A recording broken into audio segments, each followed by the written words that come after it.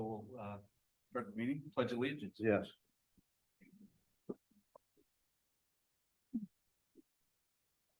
Allegiance to the flag of the United States of America, to the republic for which it stands, one nation, under God, indivisible, with liberty and justice for all. Roll call, please. Commissioner Sedgwick. Looks like he's online. Commissioner Terrell. Here. Commissioner Burke. Here. Commissioner Jobs. Here. Commissioner Dolzall. Here. And then missing is Commissioner Moriarty. And Commissioner Owens. Thank you. So the consent agenda, any questions on the agenda? So a motion to Make a motion to accept the agenda. second, Or second it. all in favor?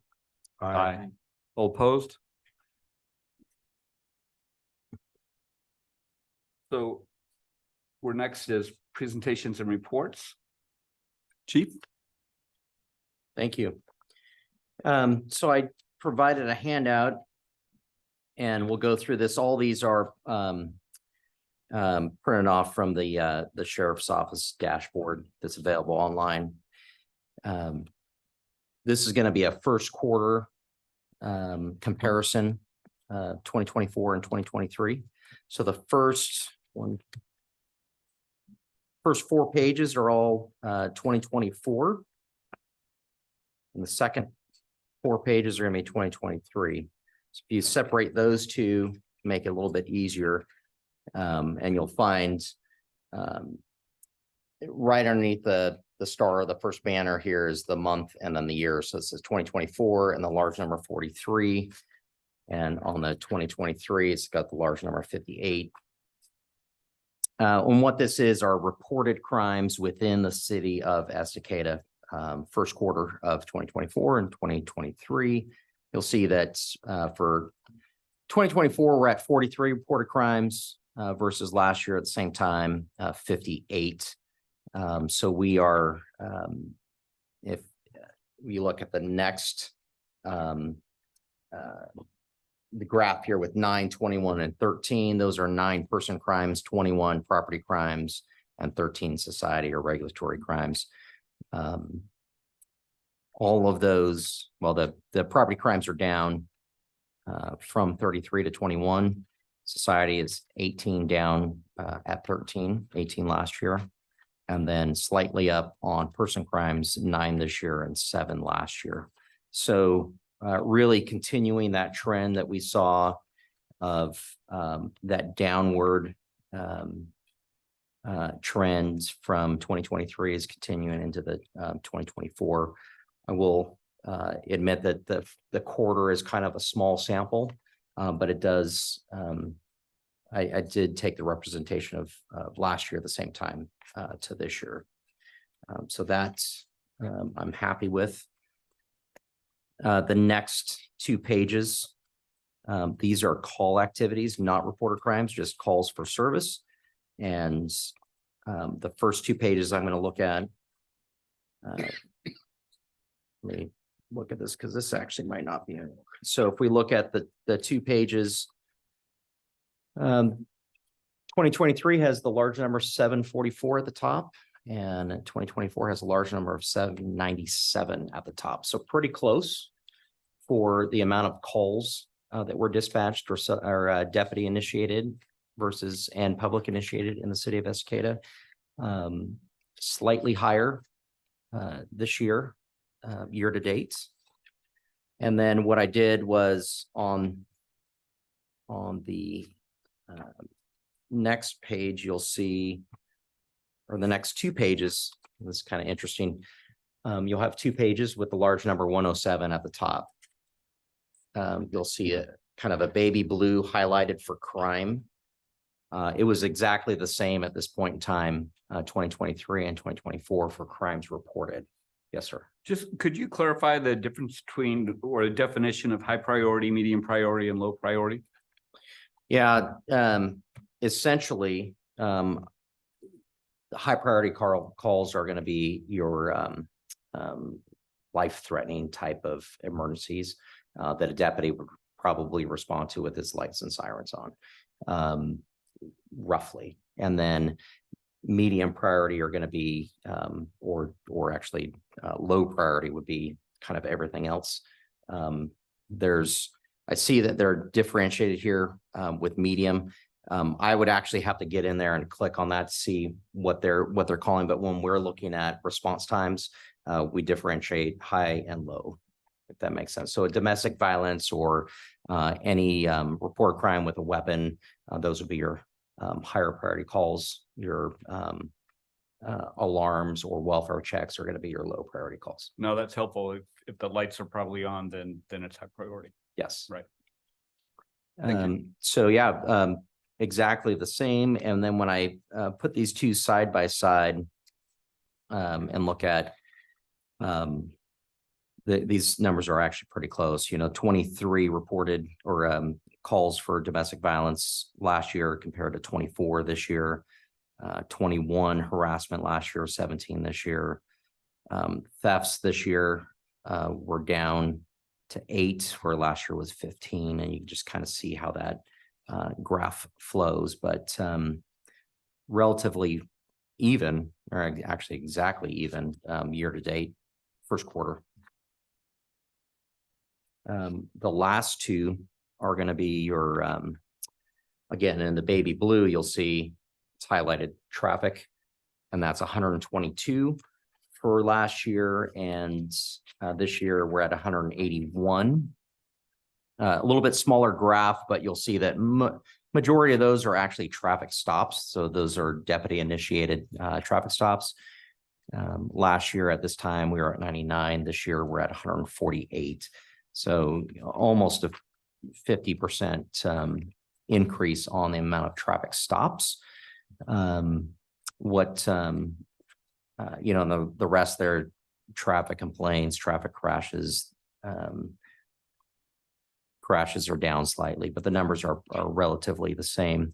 I would attribute those that big uptick in traffic stops probably to two things. One, we had a deputy assigned to the city up until March that was a new deputy, and it was very active. He filled his free time by doing some proactive work looking at traffic enforcement, which is exactly what I was asking him to do, because one of the number one complaints that we get is, as you're aware of, our traffic related issues like speeding vehicles, school zone issues, things like that. And then in March, we also, as you're aware, increased the number of deputies that were in the city. And so I think those two things combined with asking the deputies to focus on those traffic related issues, you'll see that uptick this year. And I would project that we'll continue to see that throughout the year. So we should see our traffic numbers go up quite a bit.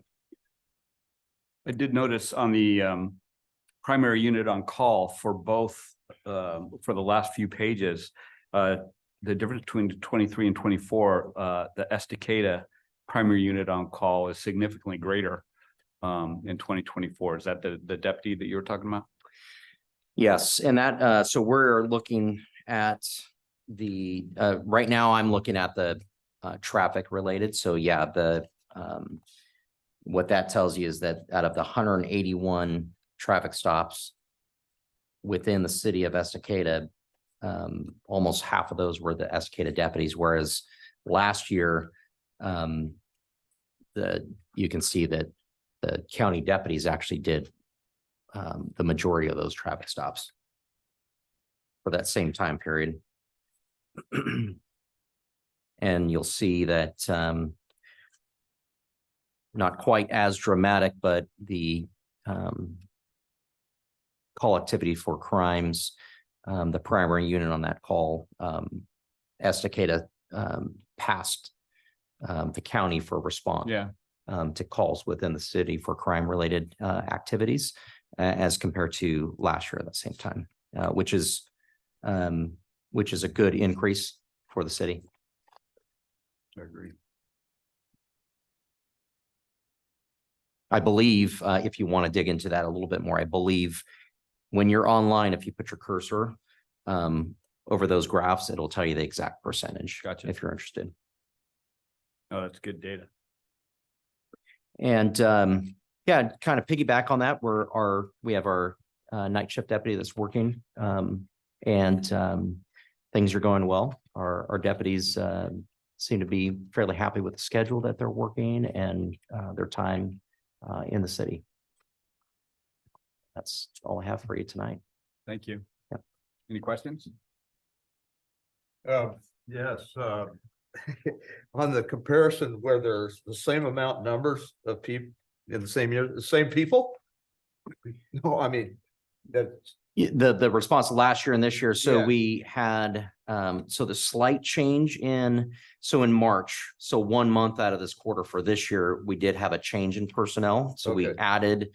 we had a whole new deputy. So that's a new person. One deputy left and then another deputy is new here. So for March of this quarter, out of our 4 full-time people, 2 of those are brand new okay, to Estacada. And then that same time last year, we had 3 in comparison to 4. okay, so we're at right now, how many total? A total of 4 full-time, Okay, and then you have me for 1 quarter. thank you. Jonathan? Yeah, I got a couple things for you, Chief. One, just looking for, I know you could only say what you can say, but where are we at? Do you have any updates on the shooting? Mhm. 2, have we heard anything or any headway on some of the more recent break-ins? I know, I'm sure you were aware, but Planet Cup of Joe and stuff like that, Uptown was broken into. I would like to, I mentioned this last night at the council meeting, like, thank you. I've seen more presence, especially around the school zones, stopping traffic, a lot more officers there involved. And it's been incredible to see, and I appreciate that. But do we have any updates on some of the more pressing crime that's been happening as well? Yeah, so on the Cup of Joe burglary, let me look into that and I'll get back to you with an update on where we are in that investigation.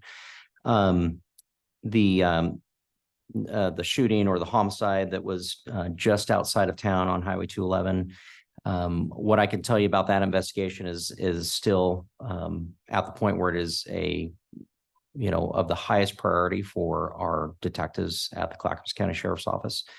I can't say much about that investigation. I did talk to the detective supervisor about that. I think that was last week that I spoke to him. We are actively working on that case. We are making progress on that case.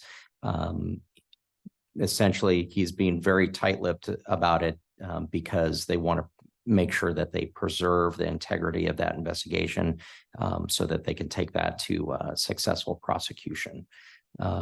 He is confident at this time that there's to his knowledge, there's no danger to the public at this time. And then the other thing I have for you is one, I wanted to thank you for Deputy Bigler getting back to, I just got this email. I just saw it. I guess it came in a little bit earlier, but I just saw it where this morning, for those of you that are aware, there's a post on Facebook trending that somebody got a gun pulled on them on Shafford for flipping off a guy. He chased him around the neighborhood and stuff like that. According to Deputy Bigler, he spoke to the suspect, actually contacted him. It turns out the firearm was imaginary, and the mom and the son, I guess, resolved that with the police as well. So, I mean, we still had a kid get chased down at 5 a.m. up the hill around his neighborhood till he stopped, imagined a firearm, thankfully in this case, and then it continued across through the neighborhoods of Reagan Hill and stuff like that this morning. Like, I don't know what's going on. And then with that and the drugs. So want to thank you for your guys' response time, but on this, and for taking it serious, because I know it's important to our community that we see some results. But I'm gonna ask that when you present these guys with your updated what our contract stuff is, if you would also be willing to bring that to city council as well, so that we can update the whole community in general on what all the services you guys provide, especially as we're starting to see these new crimes and these little bit more serious things start to come here. I think it's important that people understand that the full scope of range of what you guys offer and what we have. Lastly, I'd like to know, and this is just me asking, sorry guys, but obviously the drugs thing is going on. Has there been any big drug busts on fentanyl? Anything that you're watching that's coming, I mean, this is a issue that's starting to creep rurally a lot more present. And I think recently in this community was struck something due to it. So, I mean, what are we doing for drug prevention stuff? And Yeah, well, there's on that front, there's several things that are happening, but I would say, through all of the changes that we've seen in Oregon, our drug task force has been steadfast in their work to minimize that impact on our communities. One of the things that so you can imagine their work is fairly secretive because they're out there trying to catch these people that are the dealers and the suppliers, but they are constantly making arrests and doing good work on that. It is one of those things. It's a little bit difficult to share information about it because these cases seem to continue for long periods of time while they're working towards prosecution. A lot of these cases will be taken to a federal level. I am actively seeking information about one case that was not in the city but near the city that did go to federal prosecution or is going to federal prosecution, and I'd be happy to report back when I get some information on that particular case. But we do have a very active drug task force that's made up of mainly the Clackamas County Sheriff's Office, but there are other agencies that participate in that. We do work closely with federal agencies when we are working those types of crimes. And then locally, there was change to Measure 110, which was House Bill 4002, that is going to essentially recriminalize drugs in the state of Oregon. Clackamas County was one of the counties, one of the 23 counties that had elected to participate and come up with a deflection process. And roughly how that works is the drugs will now be a crime again. It's going to be an unclassified misdemeanor. And there are some advantages to being an unclassified misdemeanor. One of those things are, if somebody is found guilty of being in possession of drugs and of this unclassified misdemeanor, that they can be put on probation for that, so they can be monitored by a probation officer. And has a little bit more teeth than what or consequences than it was before, where it was a citation was issued and the person was, faced a fine if they didn't call the phone number to seek help. If a person is eligible for this deflection, and part of this is we're kind of coming up with this process now, so it's not finished yet, but if somebody's eligible for a deflection process and they go through this process to seek help and they're successful in the process, then they won't be prosecuted. If they opt out or if they fail to do some of the things that they're supposed to do for deflection, then they still will be held accountable at the DA's office, or the DA's office will, prosecute them.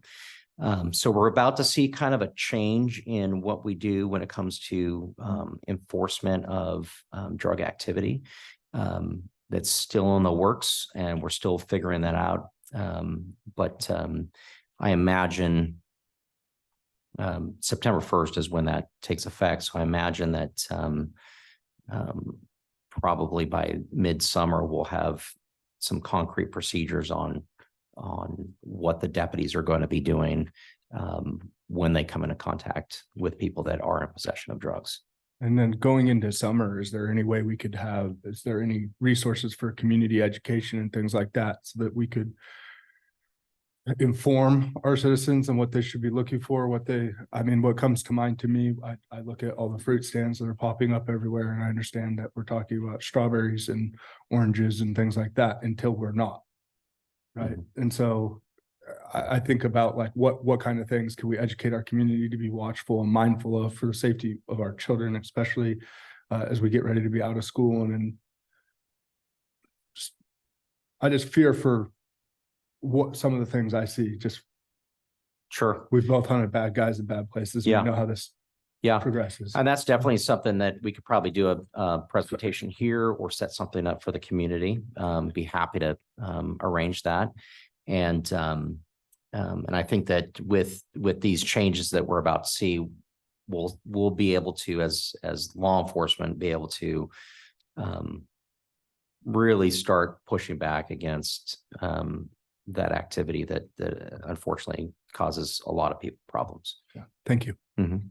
So in the context of 110, when it's citations, are those quantified? Yeah.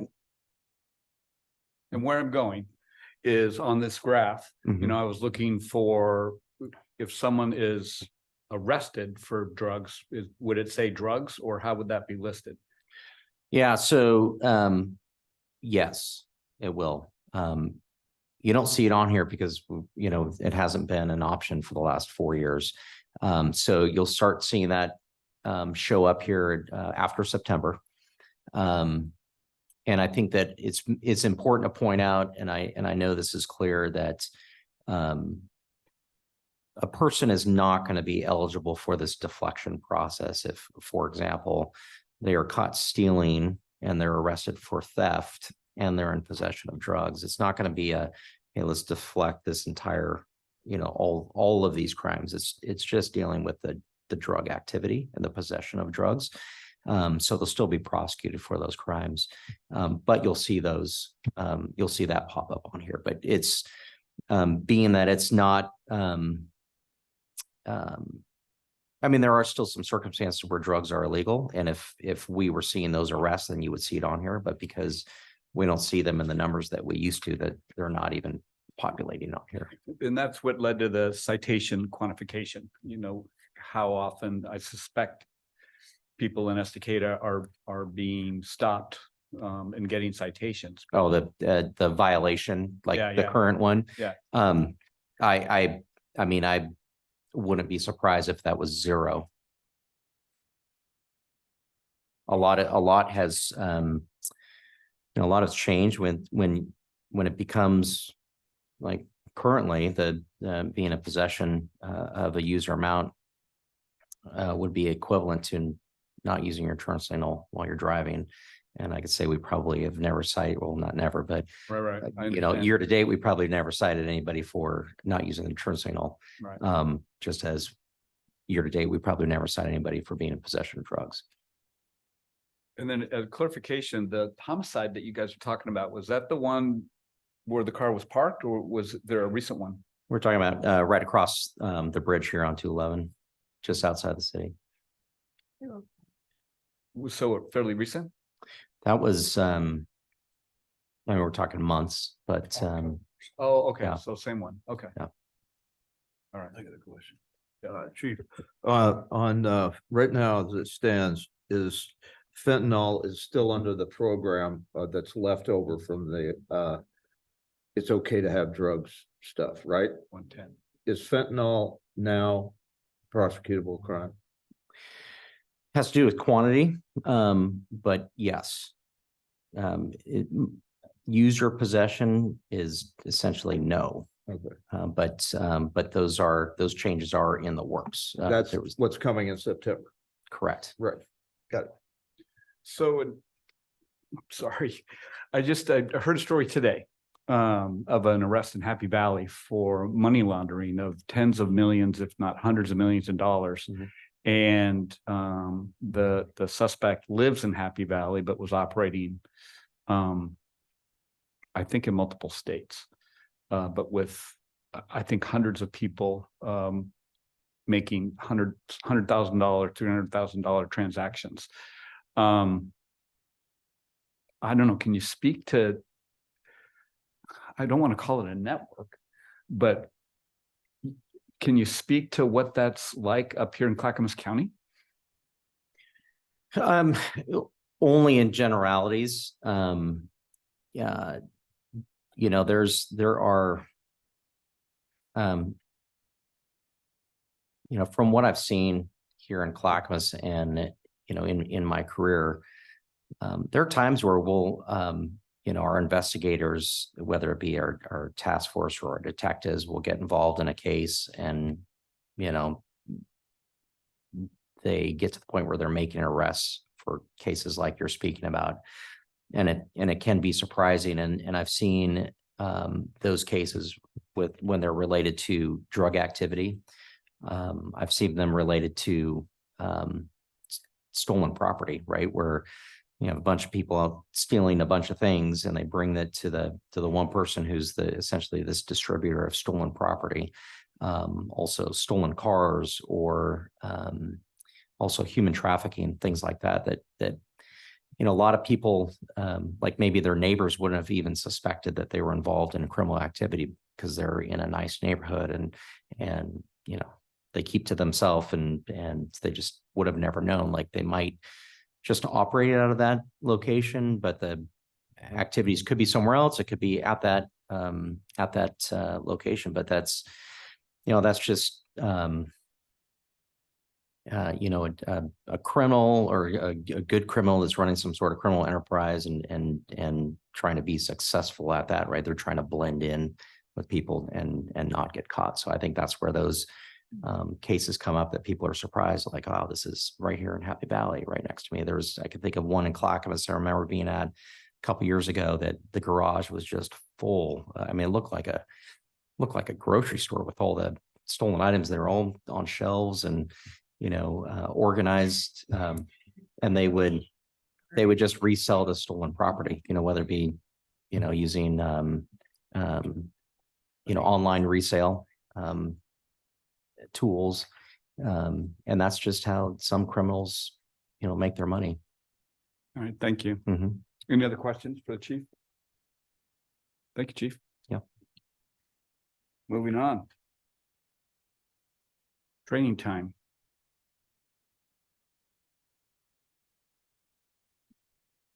Are you guys ready? I'm gonna share my screen. Oh, or is Evelyn gonna share the screen there? Either way is fine by me. Okay. Fantastic. Disembodied voice. Yes, it is Elena. I am at home today. So we are starting with the Committee and Commission 101. So go ahead and go to the next slide. So the City Council is the legislative and policy-making body of the city. So unless governed by state mandate, your authority is appointed by the council, and you only have the functions that are designated by the council. And the city code is what outlines your authority and functions. It's important to remember that you cannot expend or obligate funds without prior approval, and that prior approval comes through the budget process, where I know last night you presented your budget and your annual work plan. So that is how you get the prior approval for those funds expenditures.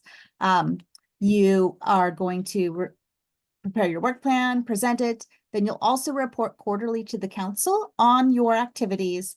And then you should select a chair and vice chair from your membership at the first meeting of the term, which is generally in April. But since you guys are such a new committee, I don't think you've had like term ending dates yet.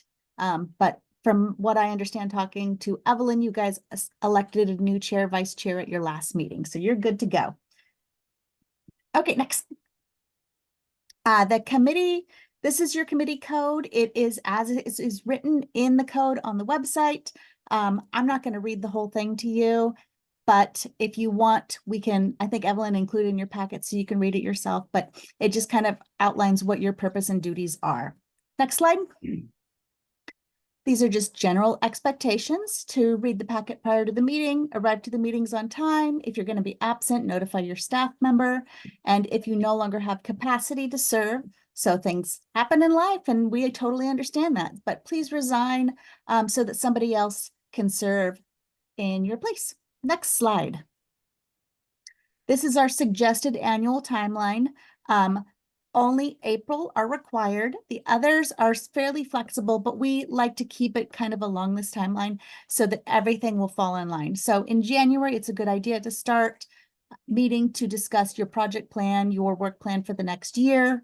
You're going to want that before you prepare your budget. And then in February, use the work plan that you discussed in January to develop budget.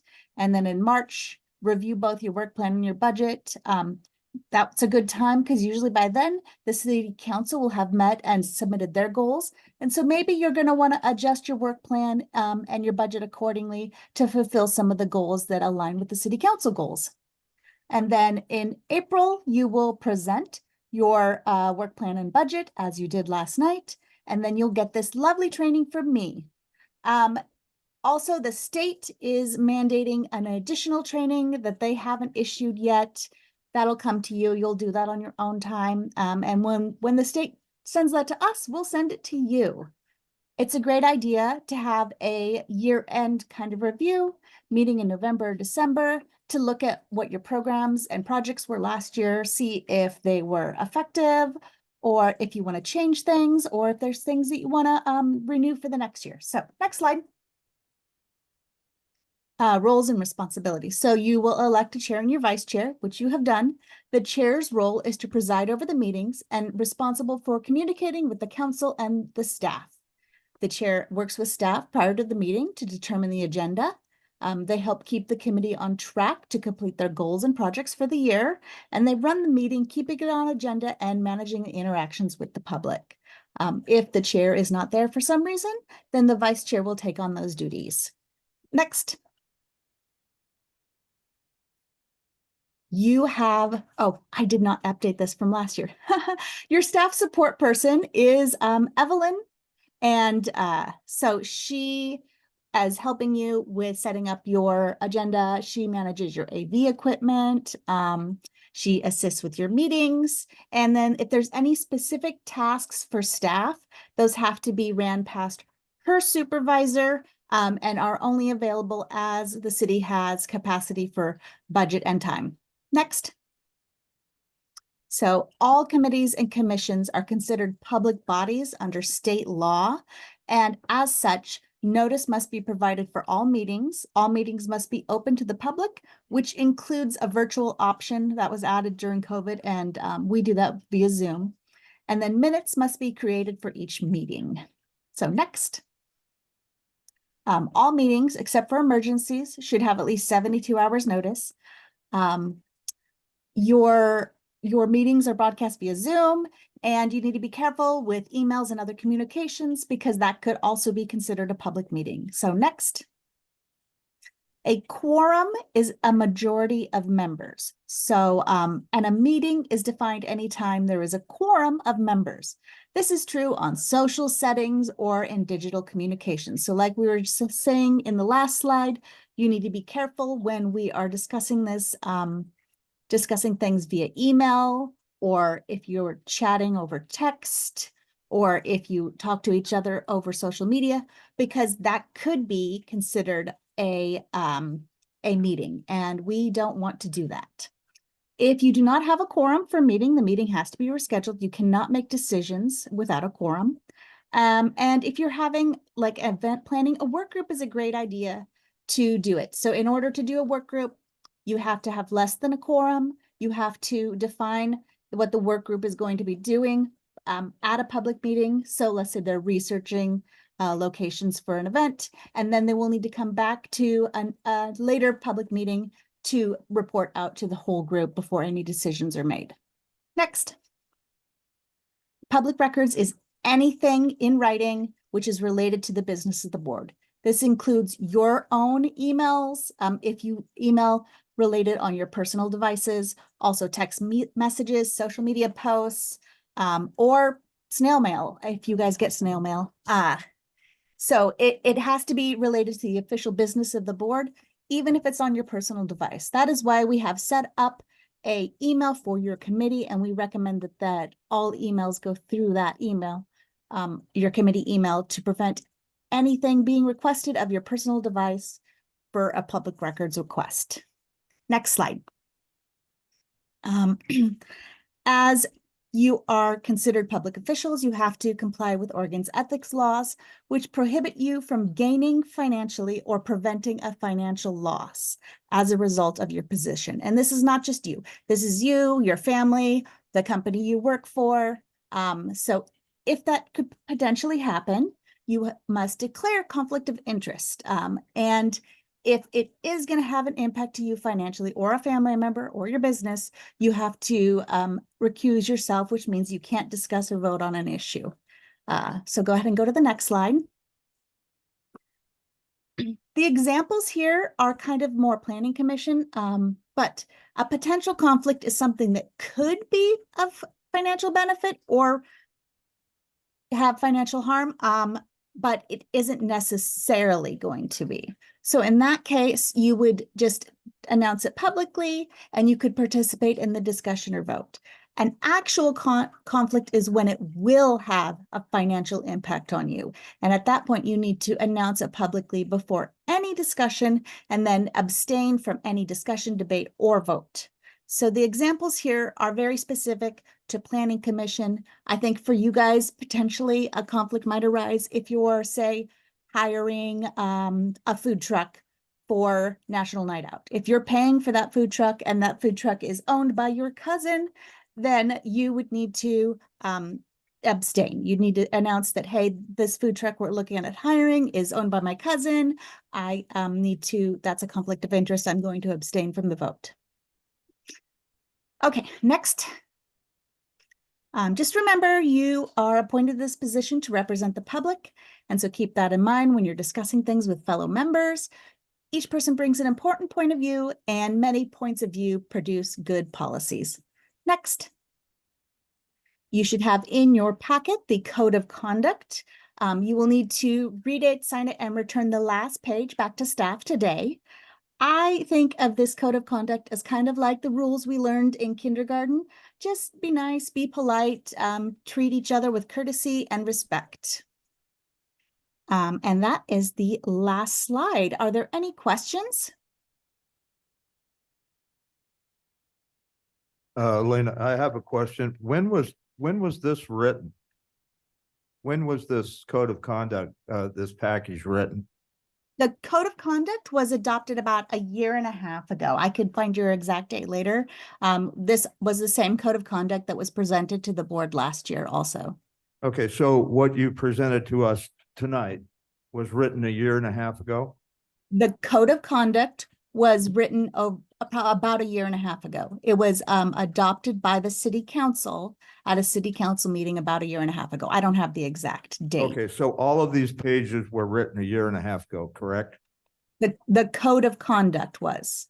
Okay, but the rest of the pages, were they written how long ago? The PowerPoint? Well, the rest of it, the roles, responsibilities, Yeah. suggested annual time, is that part of the package of code of conduct? No, that is not part of the package of the code of conduct. So when was that written? The PowerPoint presentation, I developed it last year and then added additional things such as the timeline, and the roles and responsibilities were added this year because it seemed like there was some, we wanted to make sure everybody understood the timeline. I know that there was some confusion last year, not necessarily with this committee, about when they had to submit their budget and, what was the responsibility of the chair. And so we added those slides this year. So you wrote this, right? I created the PowerPoint based on various different documents. Yes, it's a Okay, PowerPoint. so this is your presentation to us that you wrote outside of the code of conduct, which was already established, correct? Yes. Okay. Just wanted to ask the question, who wrote this? It's you. Right? I created the PowerPoint. Most of the information in this PowerPoint comes from documents such as the League of Oregon Cities and other documents that have just general ideas about how committees and commissions, public bodies should be. So like information regarding what is a conflict of interest comes from state ORS.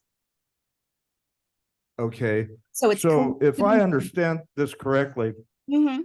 in the lines of authority, we submit to, our committee submits to our liaison. Mm. The liaison then brings issues to the city council. Is that correct? Your committee reports to the city council. You can go through your liaison or you can go directly to the council. Okay. Okay, so we, lines of authority, once again, Hmm. voice of the people, the mayor, and the city council. Hmm.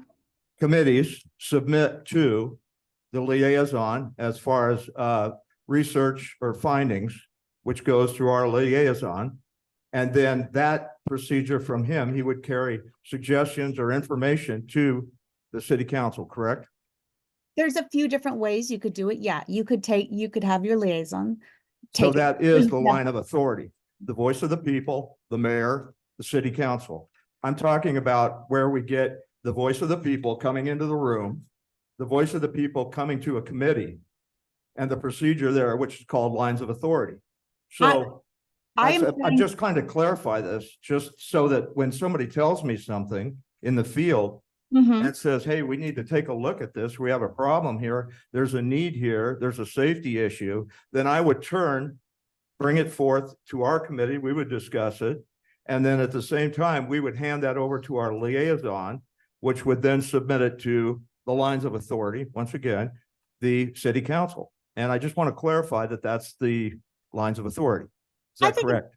It depends on what you're like. If somebody comes to you and says, hey, there's a bee's nest at, Campanella Park, I would not take that to Jonathan and have Jonathan take it to council, because that would be a very long process to get something done about that.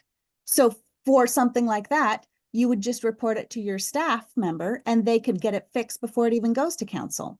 So I guess it depends on your situation. What is your concern? Do you have a specific concern? I have a specific concern on safety issues in the city, Okay. and which are brought to different individuals in our committee Uh-huh. for rendering safety issues. And so that's what part of the things that we're doing when we do a field trip and we do study and design, we do things that we can verify a safety need rendered. And Yeah. so in doing that, it's not like your example you gave, the beehive, that's great. We could take a stick and knock it down. But we're I talking about something where it's involved with people and their safety. So when we have people that are concerned about safety, speaking with children, the youth, Mhm. and the elderly. Mhm. So in our committee, I just want to establish the lines of authority here so that we know that the liaison that's in this room is the one that represents us to take to the city council where there's a decision made there. And that's all I want to do. I just want to get the lines of authority out here, because a lot of times what's happened, and it's happening quite frequently at different times, there's needs of the people in the public.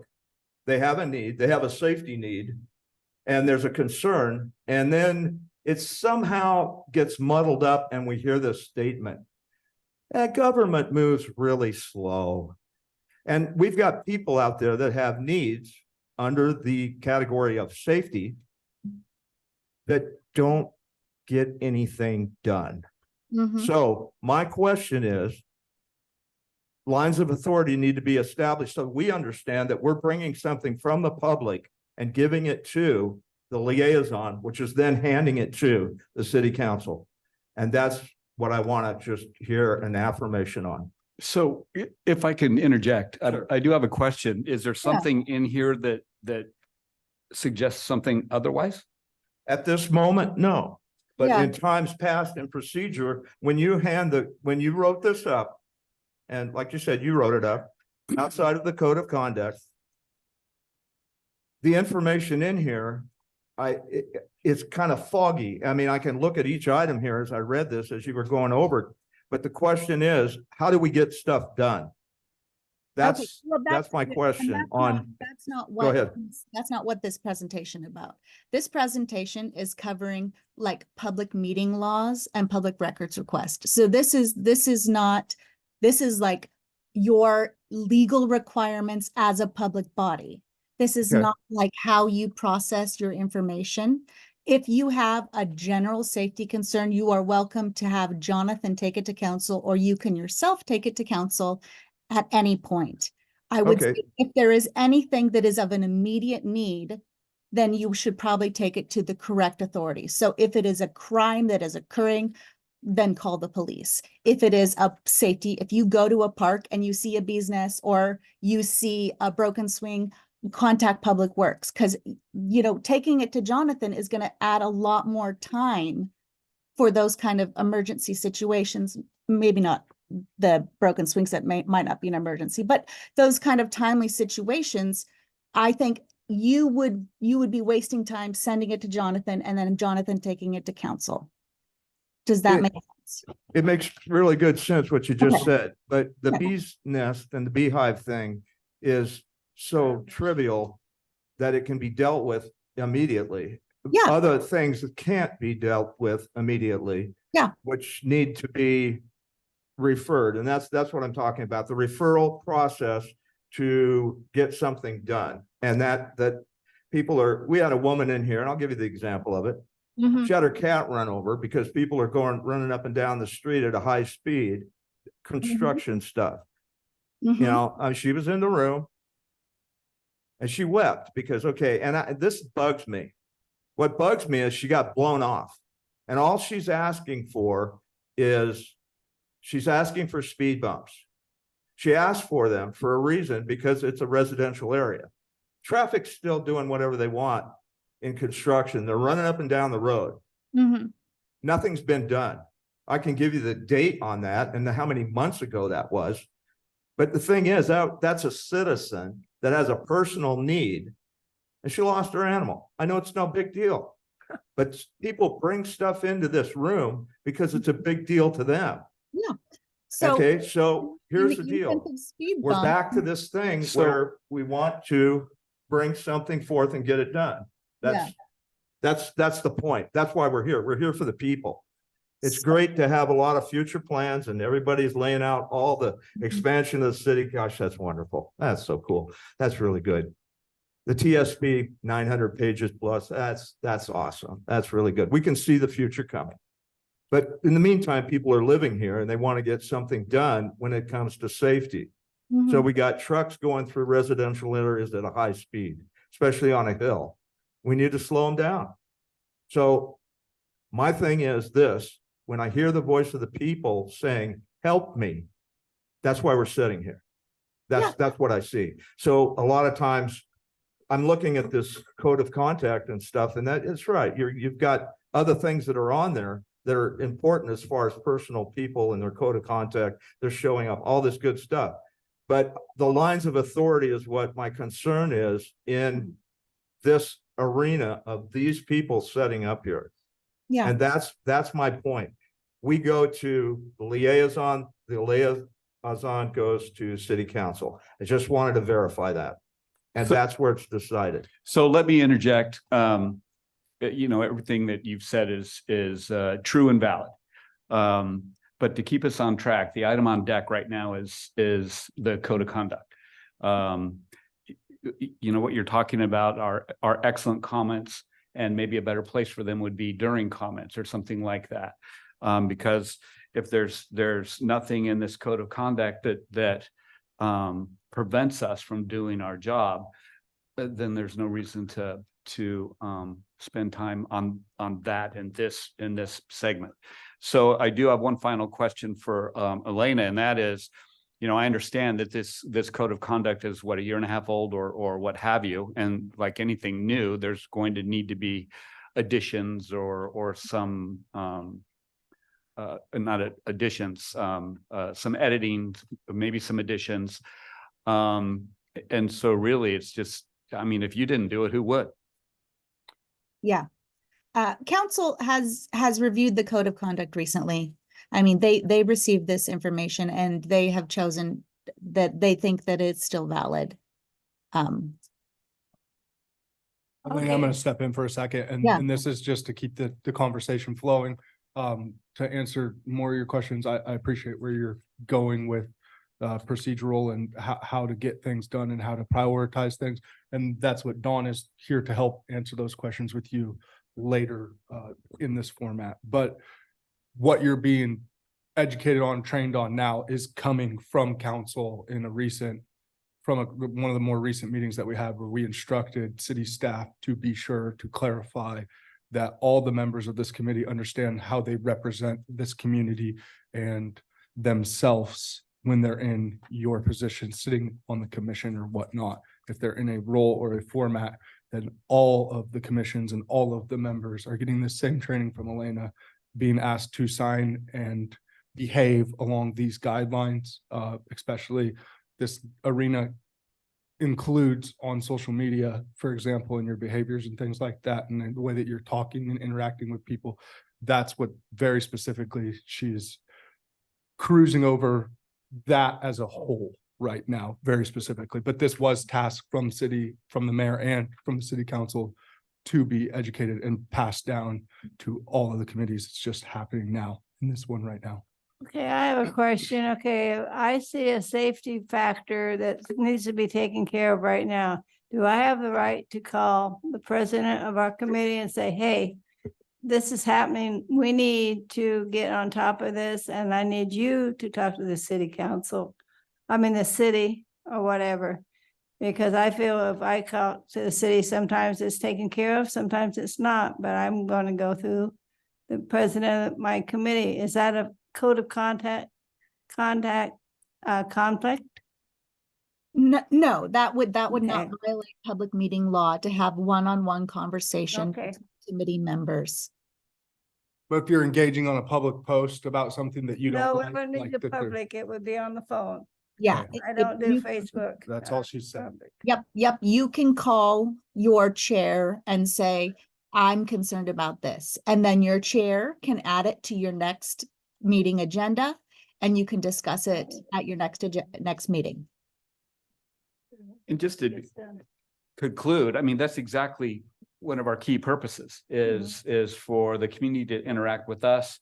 Then we can meet as a body and discuss it as a body, and then as a body present it to as Elena said, present it to the proper Yeah, but sometimes it can't wait. It's something seriously sure, for safety. sure. And then we would address it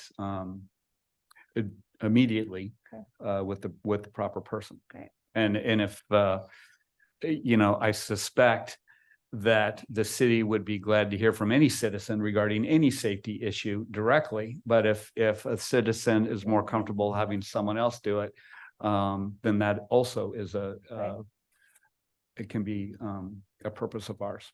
Because I'm certainly, and I'm sure most of you are too, certainly happy to go do something like that. So are there any other questions for Elena on this topic? No. Thank you very much. You're welcome. Thank you, Elena. Okay, next item, Public Works. I'm just here to answer questions. Any questions you guys have on your, I think I was brought in here because of budgetary stuff and trying to compare and contrast what you guys asked for and what I actually budgeted for. And then we can go over that. And You guys just spitball and tell me what you guys wanted and I can tell you what I budgeted for right now. And as of right now, we're going in throughout the budgeting process, just like you guys did with your council. I've added a bunch of things to my generic street fund, which goes into signs. Signs, it could be speed bumps, it could be anything, it's cold mix, stuff like that. And when I first started, my street maintenance fund was 5,000. And now I think I'm close to 100 grand, just because it's just the random stuff that occurs throughout. Signs are getting expensive, stuff like that. And I've added other things. I put in for automated speed signs, more pedestrian crossing signs. This is kind of in the street maintenance side, but I've increased the snow fund for snowstorms. And I put in for a salting setup. So we're gonna have a salt and sand mix to where I can have hot mix, I guess, hot sand. And then, so I've had a budget line just to have salt and de-icer procurement. Getting the salting set up, we're getting another de-icer set up so we can have 2 trucks running around town at once instead of 1. Because with 1 truck we have 50 lane miles in town, it takes us around 5.5 hours. And if you're hitting the storm right when it's freezing at 4 hours in 1 truck, the roads are getting pretty dicey. So if we have 2, where we can split crews up, we can hit town a lot quicker. I'm putting in for a new dump truck to put and house the new de-icer and the new salter. I've added stuff for thermoplastic procurement, which is your crosswalk, stop bars, new traffic paint. I'm trying to make all crosswalks in town thermoplastic. A lot of old town is paint. We're trying to make it thermoplastic to where it has the glass beads inside of it. So thermoplastic, you put it down, it's a sheet, comes in a box. It comes with, I think 30 feet. And it's 3 feet by 12-inch strips. And you take a propane torch and you torch them down and you cook it to where the glass beads will fall to the bottom and then they rise to the top. And that's when you hit your headlights at night, you have that, it refracts back to you. Nice. So we put in for more of that instead of paint. As of right now, and that's just the new traffic counter and speed survey counters. So we've had problems with the signs we have now because they're more for feedback signs. So when you're having speeding in an area, we get a complaint, we throw up those signs. But they have the function to count cars, but they're not very good. So this is just, all it does is do traffic counting, does a bunch of different surveys. We're gonna have the company come out, they're gonna walk us through the software. And it might be something that you guys are there with us to where you can ask them questions and see what you guys want on, because you guys are the ones that take the traffic studies more than we do. And I know Melanie talked about other things that she kind of wrote down based on your report last night at the council meeting. And so the traffic speed studies, we are doing a traffic and speed study at Northeast Broadway and 6th Street in May. So it'll be done next month. And then Northeast 2nd, Northeast 5th, we installed the signs for pedestrians and new crosswalks. And then you're gonna have all the new crosswalks, a 4-way stop down here. Then she talked about putting in, you had one for the Campanella Park. We're doing the Hillway extension, I think rather shortly, within the next year. And she talked about adding these crosswalks onto that once they get to that point where they're paving, stuff like that. And then I looked through some of your light audit questions. I wrote down here, for the junior high entrance, there is an empty pole on Main Street at the Main Street entrance that I think I can call PGO like we just talked about. I can ask them to put a light there. The high school stadium has 2 lights adjacent right over the crosswalks. And so I don't know if I can ask PGE to install another one. So I was thinking about contacting the school and asking if they wanted to put something at the stadium, maybe a higher powered one that during events, they flip a switch so they can light that thing up. Right now, they borrow our light trailer for their home football games, home soccer games. So that's how we've been doing it right now. But there are some empty poles to I think the east and the west, but it's not going to light up the crosswalk as much as it's going to light up the side streets. And then going from Cemetery Road to Pierce Street, there are some empty poles, but not many to add more lights there. So it might be trying to add actual poles instead. And so you said, I mean, the dollar amount, it's a combination of inventory and money left in your budget? So I have money left over this year that I'm gonna use for thermoplastic and paint procurement. Okay. And anything I have left, I'm going to try to dump into signs. Just because signs are, you can always use more signs. And so I'm trying to replace all the school zone signs right now because they're all faded up the hill. And since we got that brand new street, we're gonna have a brand new street from the highway to there. I'd like to have everything kind of pop. Right.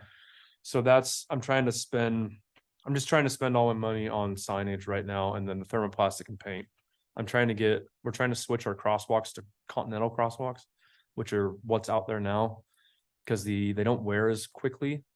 So the other ones, you get the tire wear marks and then you start infilling and it just looks funky to where your tires are supposed to overlap the other ones.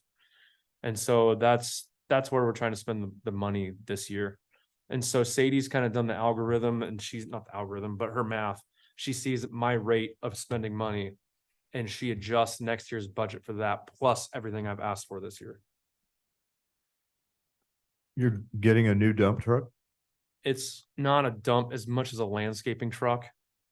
So whenever we have big windstorms, we bought a new wood chipper, I think last year, or the year before. And we usually burn at one of our reservoirs. And so the burn piles have gotten so big over the years that we bought a wood chipper, but we don't have anything to chip it into. So we have to lift the dump bed and it's just a mess. So I'm trying to get a landscaping box on one, and then I could multi-purpose it in the winter time when we're not using one of the other trucks. I can put the snow equipment in there. Oh, that's a good call. And so then we're getting rid of, it would be replacing a 93 dump truck we bought from the city of Happy Valley. That's on its last leg. And that's that's our other de-icer setup right now. Okay, Don, as far as signs are concerned, they're expensive, but you guys have control of Wade Creek now, Eagle Creek Highway now. Yep. On both sides. Yep. Can we take that 45-mile-an-hour sign down and move the other 25-mile sign up close to River Mill now? The county is working on a speed study there, and they're the ones doing it because they started it before they handed it to us. Or they, And so I think they're talking about moving it out. Melanie Yeah. knows more about it. I don't want to. yeah, they Step told on me your 6 face, months ago they were gonna move it. Yeah, so, Yeah. and I know there's a lot of development that's about to pop off in that region. Yeah. And I imagine that as that pops off, that'll adjust at the same time. But I don't know that for a fact. Yeah. Melanie is gonna be the one in the planning department. Will be the Okay. ones that know how the development goes. Once I get a grading permit, I know a neighborhood's about to go off and I just got one last week. Yeah, like, but, cause that wouldn't cost you for signs there, just take the 45. Yeah, down. no, I understand that. It's just moving it because it's been regulated and we did that a couple years ago and then we got in trouble for it. Oh, I know, cause I'm the one that complained about. Yeah, it was like a telling them to 30 Put it back to 25. Yeah, because it went up to 30 miles, correct? Yeah, right after we got the park done. And then someone got a ticket Yeah. and then it wasn't it Yeah. wasn't done correctly. I called the county and they eventually put it back to 25. I said, why would you put a 30-mile in right by the park? Yep. And like the 45-mile hours coming in and 25 going out. So that's Yeah. why we try to do everything correctly. So,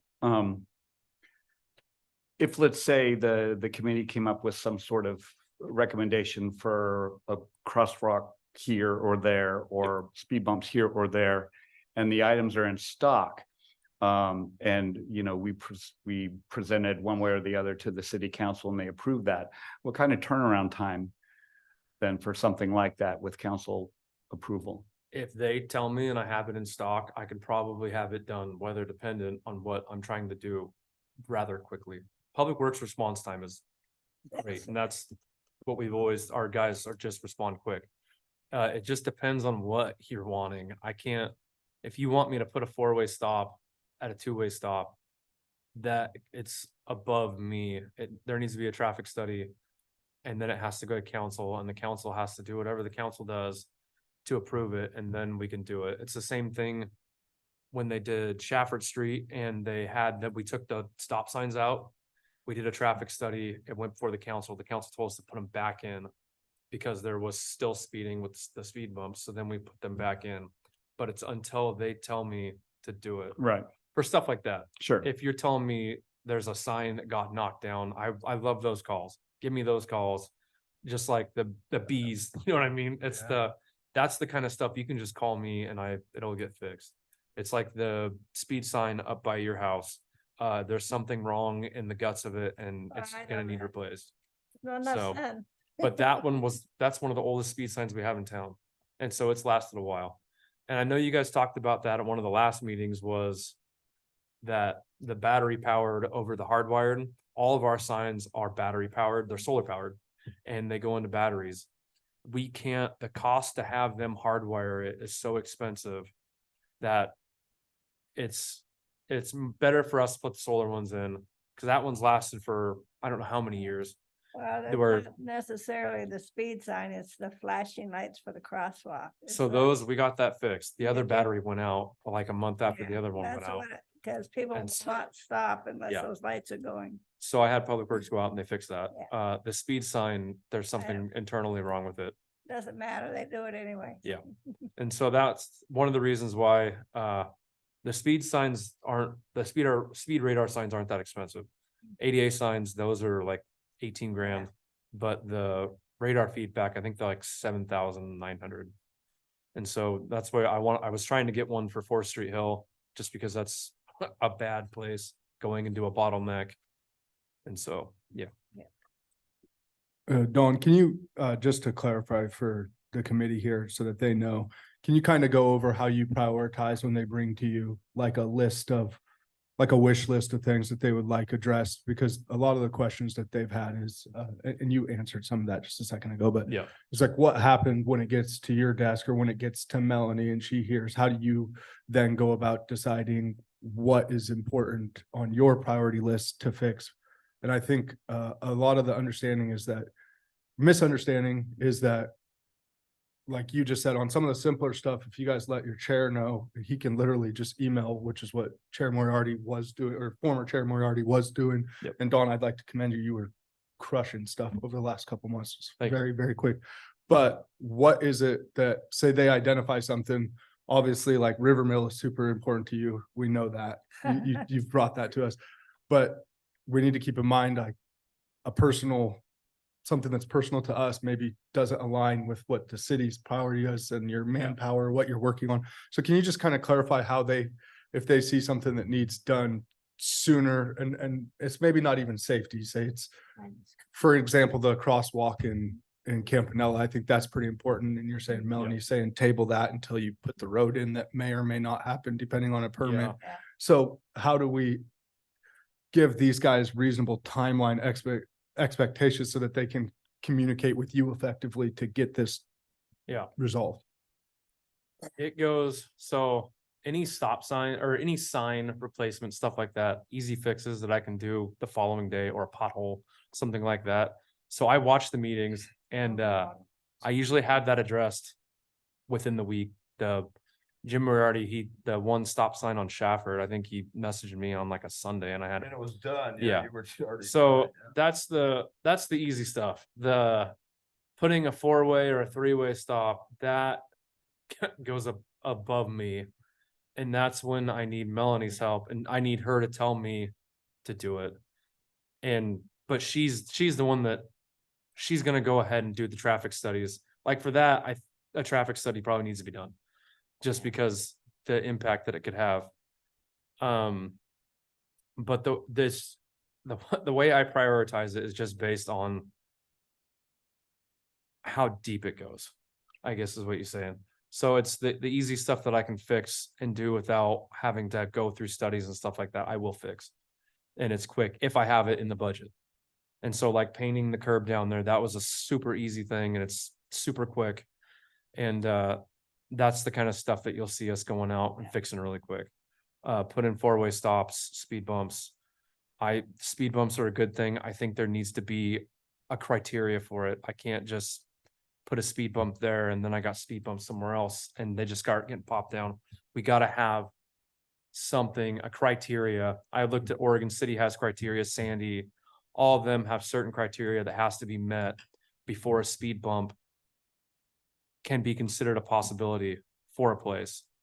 And so I think we should there needs to be some sort of standard set, and maybe that's something that you guys ask the council we set up have the city set up a standard or something, maybe you guys set up a standard. I don't know how it would work.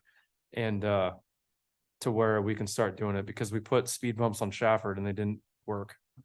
And So- people were still speeding, so. What cities were the ones that have the criteria? Oregon existing? City has a really good policy on their standards, and I didn't read too far into it. And I think trying to find cities that are our same size, you can't have Oregon City and Right. Sandy's relatively close, but I mean, Sandy's double. Trying to find those cities that have the same sizes. Right, Molalla? Yeah, Malala would be a good one. I didn't look there. But just trying to find someone's standards and see if we can make a policy to have it put in, to where we're not putting speed bumps down 4th Street Hill. Well, we can pick and pull from the different ones. Yep, And then put some together. And that's send why to I'm you trying to guys. do I'm trying to do a winter response one like that. I mean, why do all the work ourselves when everybody else has done it and learn Right. from it, and just so the public knows, they can go on there and say, oh, that's when they de-ice, that's when they plow. And then with that, I brought it up to the council. I would say within the last month and a half or so, I did mention that your committee would like our support in addressing the staff on being a little bit more persistent on seeing certain things resolved. And I mean, I saw immediate results. I mean, Dawn, you've been, like I said, you've been very fast to fix things and even get back to them, where I'm no longer being looped in on silly things like signs and stuff like that, which is, That's Public Works. It's Yeah. not me.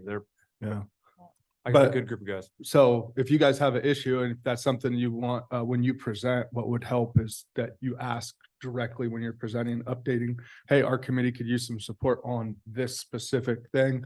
It's in the hands of Mount, and then that will give us an opportunity right there to deliberate in a quorum where we can then direct city staff to, hey, we want to know timelines and stuff like that. And I'm happy to support and to reiterate and bring this concern to the council on the next meeting, but that would help me help you more Right. effectively. Yeah, I get that.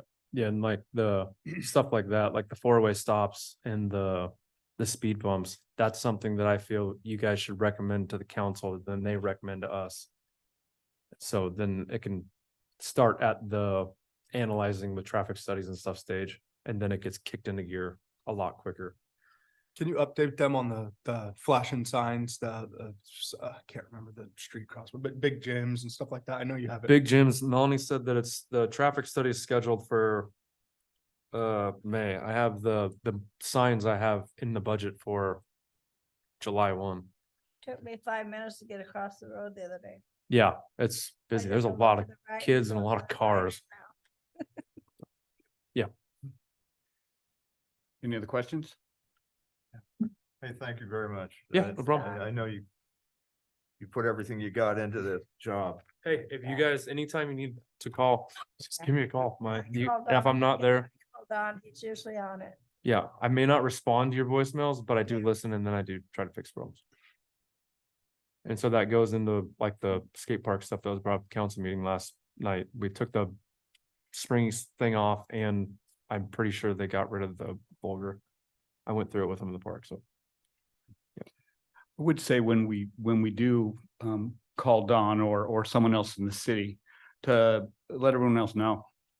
So we don't duplicate efforts. Mine is usually at Casadero Court. Yeah, Oh, it's just, you can just call it in as a citizen. I mean, it doesn't have to be as the council. If you got a problem. give me a No, call. understood, but just to let us know what's Yep. going on. You'd be surprised. My majority of my job is talking to people, so.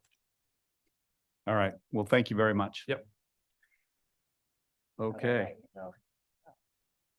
Next item is a law enforcement survey discussion. We, the original, and correct me if I'm wrong, but the original purpose for bringing that up was there was some community interest in our own police force. It actually seemed like a pretty easy question and that kind of stuff. And actually, now that we've been doing our research, there's a lot to it. And so I wanted to take just a little bit of time right now. There's no urgency in something like this whatsoever, but and we don't have enough information to make any kind of intelligent. I don't think we have enough information to make any kind of intelligent or take any kind of intelligent direction yet. But I'm just wondering if there is interest in the community for something like that. And then if there is, how do we measure that? And then what do we do with that? You know, originally we thought the survey was a good idea. It'd be inexpensive. We could make it generic so that it wasn't, if we do this, then this goes away. It wasn't meant to be anything like that at all. It was just to see if there's even interest in the community for something like that. If there's not, then we can acknowledge and move on and spend our time on things that the community is interested in. And if it is something the community is interested in, based on the research I've done so far, that's a very big deal. And there's a lot of things that would need to happen. And I think last time we talked about it, we're talking years. It's not something that happens by the end of the year or next year, something like that. There's a lot that goes into it. But right now, you know, is this something that we're interested in continuing to take a look at? Or do we want to table this for a quarter or 6 months? Or what do we want to do? I'm looking for comments. My stance last time, I know you're referring to like the things that I brought to your attention in your questioning. It comes from more of the format of surveying the public and the community, excuse me, in this current time. You have the fire district getting ready to ask for bond money. You have the school, and I know you're not asking for bond, but hear me out. And you have Clackamas County Community College now saying that they're going back out for another bond. You have the water treatment plant. And my fear, as somebody that fields every complaint, all these complaints with the rest of the council, is that even though it's a survey, that this is going to whirlwind out of control to now. This is something we are trying to do, and this and that, and it could get away from you and detract from what your objective is. And I think I'm here to represent whatever your interests are. I am your liaison. I don't make any authority, and whatever you guys decide on this, I will support, to be clear. But I think doing a temperature check on everything else going on right now, I'd be very careful about what we're surveying, because there's just a lot of other exterior pots right now. And this is something that does require money, and that, as you've seen, people take and run with when you ask any kind of question about anything that could cost money. And the chief said he's going to bring us what all they're offering, what our current contract is, when it's updated, all this different stuff. And I think that cards on the table, when we have a full benefits package of this could be the offering, if there is interest in this, this is what we're currently, I think being able to give people a turnkey, this is all the information at once versus I have to go back and forth, the less of that, the more response you're going to get, one, and two, the more interest and accurate assessment you'll have. And I just think I'd wait till after May when this school stuff and all that is out of our sight and people have a chance to let the temperature cool down. That is just my personal thing, but I'm here to support whatever you decide. Any other comments? Okay, the people I've talked to is, you know, they realize how much it would cost us to have our own police department. And right now, we cannot afford that. But the most of their comments is we want patrol, we want more police at nighttime, because in the daytime, not really anything happens till after 11 o'clock at night when the police go home. We start getting all the break-ins and stuff. But I told them, I said, we can't afford a police department. And the Clackamas County has really stepped up the last 6 months, you know, because I live up there where all the traffic problems are on Eagle Creek.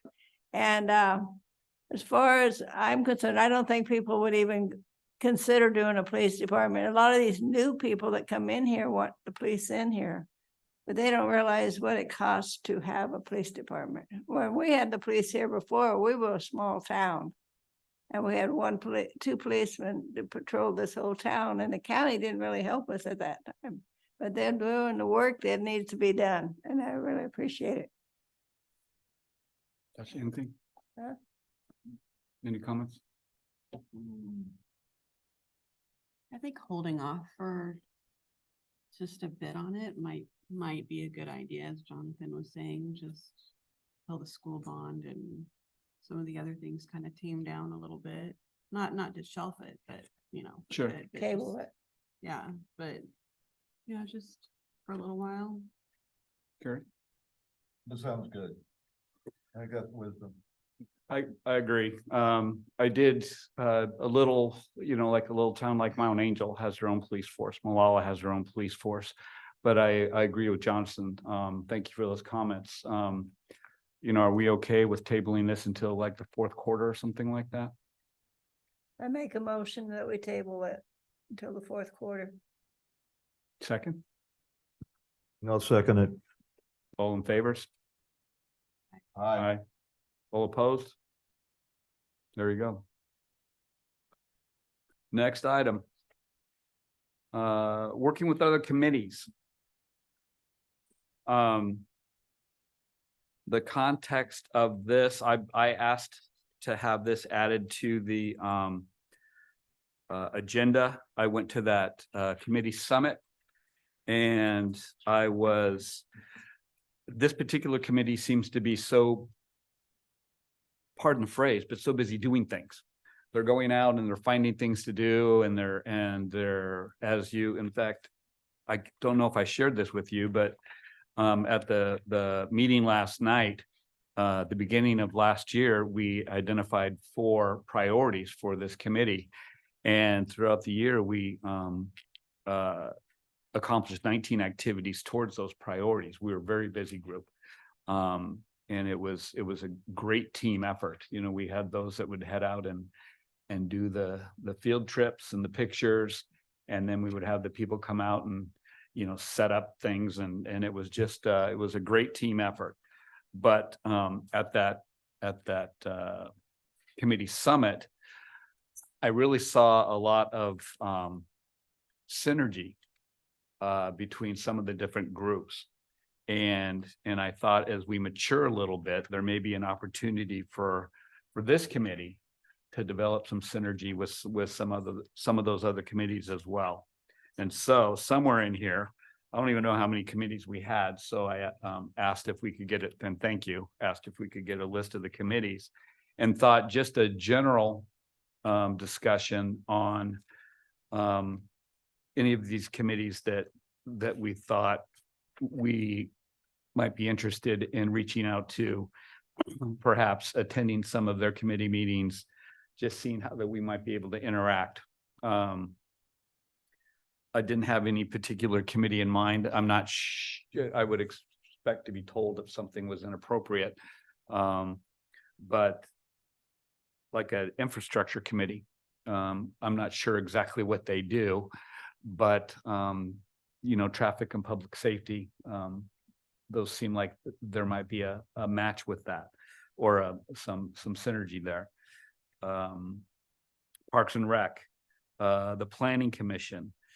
It just seemed like there was a lot of opportunities. And so I wonder what you guys think. I think that this group here is the one that does all the safety stuff for all the events, inspection committee. The infrastructure committee? Yeah, they might do like the flags and letting people cross the crosswalks, you know what I'm talking about, right? And stuff like that. So we do need to specify that it was discussed last night. The infrastructure committee is no more. Oh, it is. It will be resolved very shortly into the planning commission is going to Oh, take that on, just to clarify. But are you referencing like working together with parks or planning and things like that and identifying some cohesion, how you guys can? Exactly. And starting with just attending their committee meetings to just see what goes on. And That's why then Marta- bringing it back to the group and seeing if we can maybe develop some plans together. So it sounds like planning commission might be And you know, we can do this in baby steps too, if we want to just focus on one committee.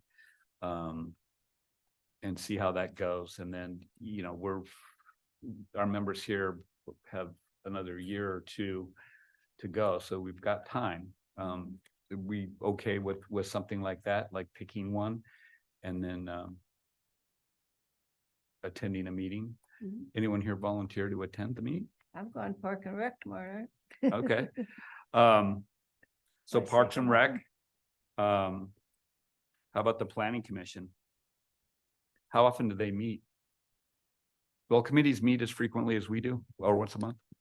No, so they all have various things. Some of them are once a month. Infrastructure was actually once quarterly.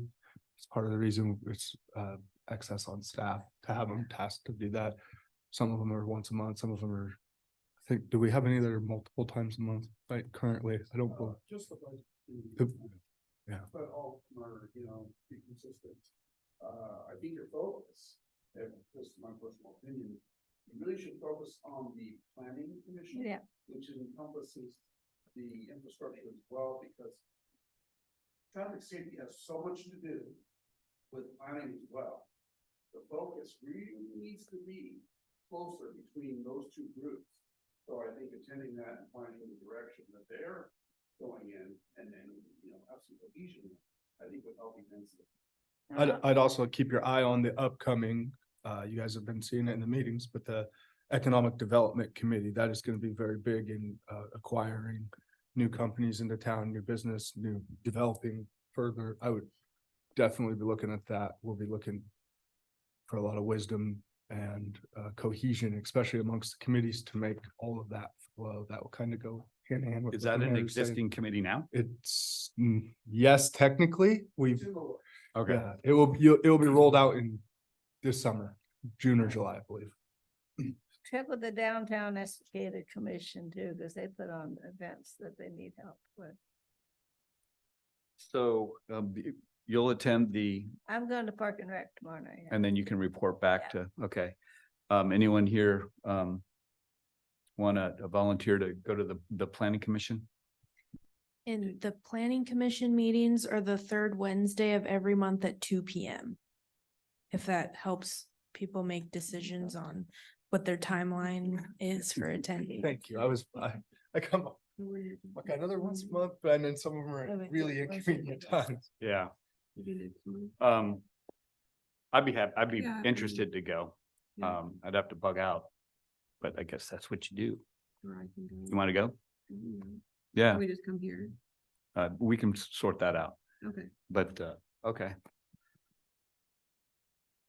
How often is the Downtown Escator? They meet the first Monday of every month at 9 a.m. I'll try to go to that one. Okay. Okay, well, Since I'm the only retired one here. okay, I think that's a good start. Thank you. Anything else regarding working with other committees at this time? Okay, let's move on. Next topic is Wade Street apartment parking update. Again, I asked to have that added to the agenda because it sounded like that was a big issue. It sounded like unsafe parking right along a road where people are still going pretty fast. And I drove by it. It's 25 miles an hour. Yeah, and I didn't see anything. So I don't know if that's still an issue. I don't know if that was addressed. I'm wondering if anyone has any kind of update. Wasn't it because it's supposed to be a bike lane? And if the way it can be a bike lane is for it to be marked as a bike lane, right?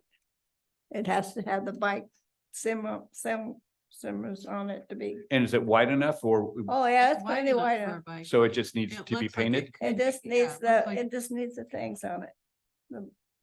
I guess that's where where we need to know if it is a part of that bike lane, because it looks like it's wide enough. It'd have to be, that's the only part it could be is that bike lane on that side. Could be, I mean, there's plenty of parking on the other side of the street. The people could park on that side and no problem, but it's just the side by the apartments. They're talking about, the new apartments down by the library. The low income. Apparently apparently there's supposed to be a bike lane there. We need to confirm that.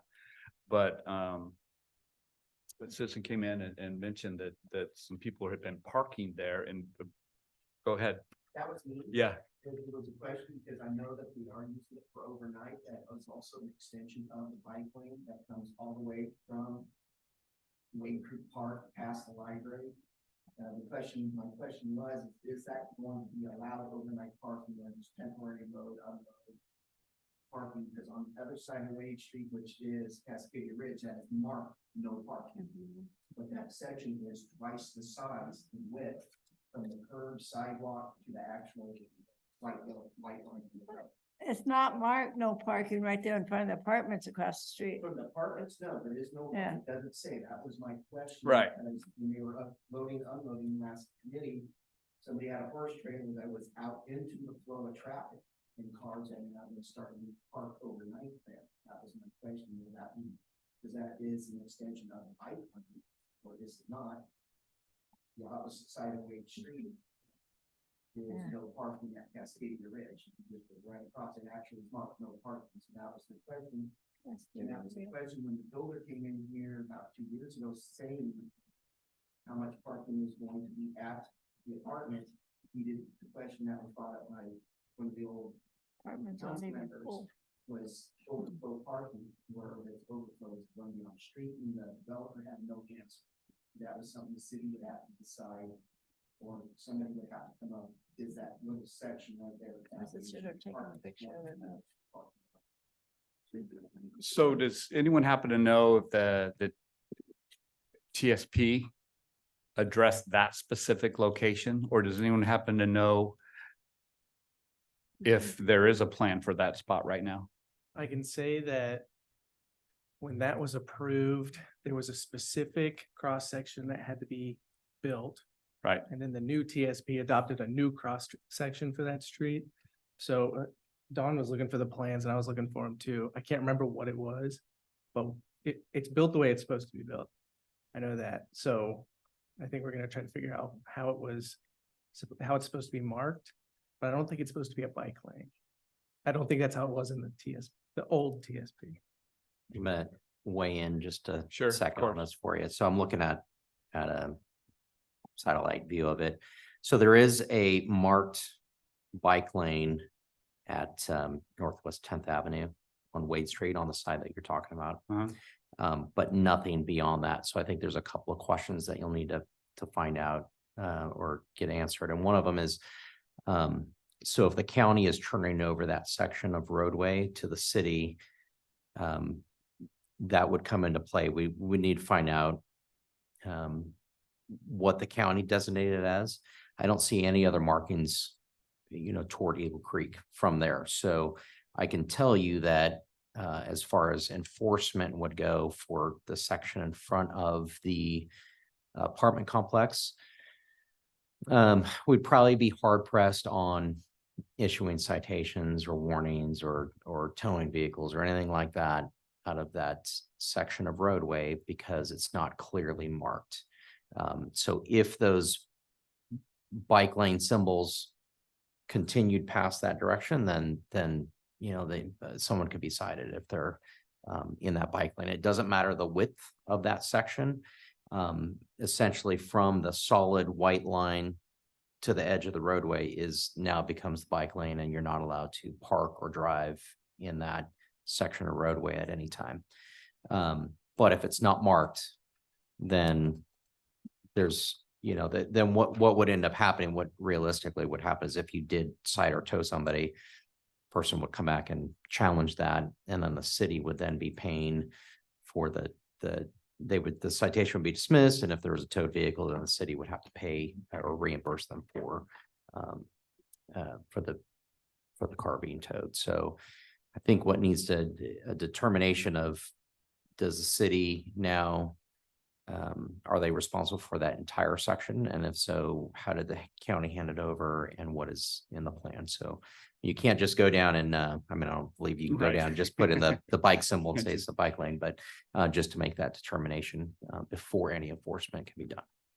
So we're talking about the same area that, we were talking about the moving the speed limit signs. And so didn't I hear you say that we really can't do anything over there yet until the That's farther down. further down? Yeah, that the speed study was, they're trying to move the 25 mph, if I remember correctly, to River Mill. And then partially down River Mill. Just 'cause we own part of River Mill, but that, I don't know that for straight fact. That's Melanie would know. She's working with the county on it. Can you confirm that we do own the street?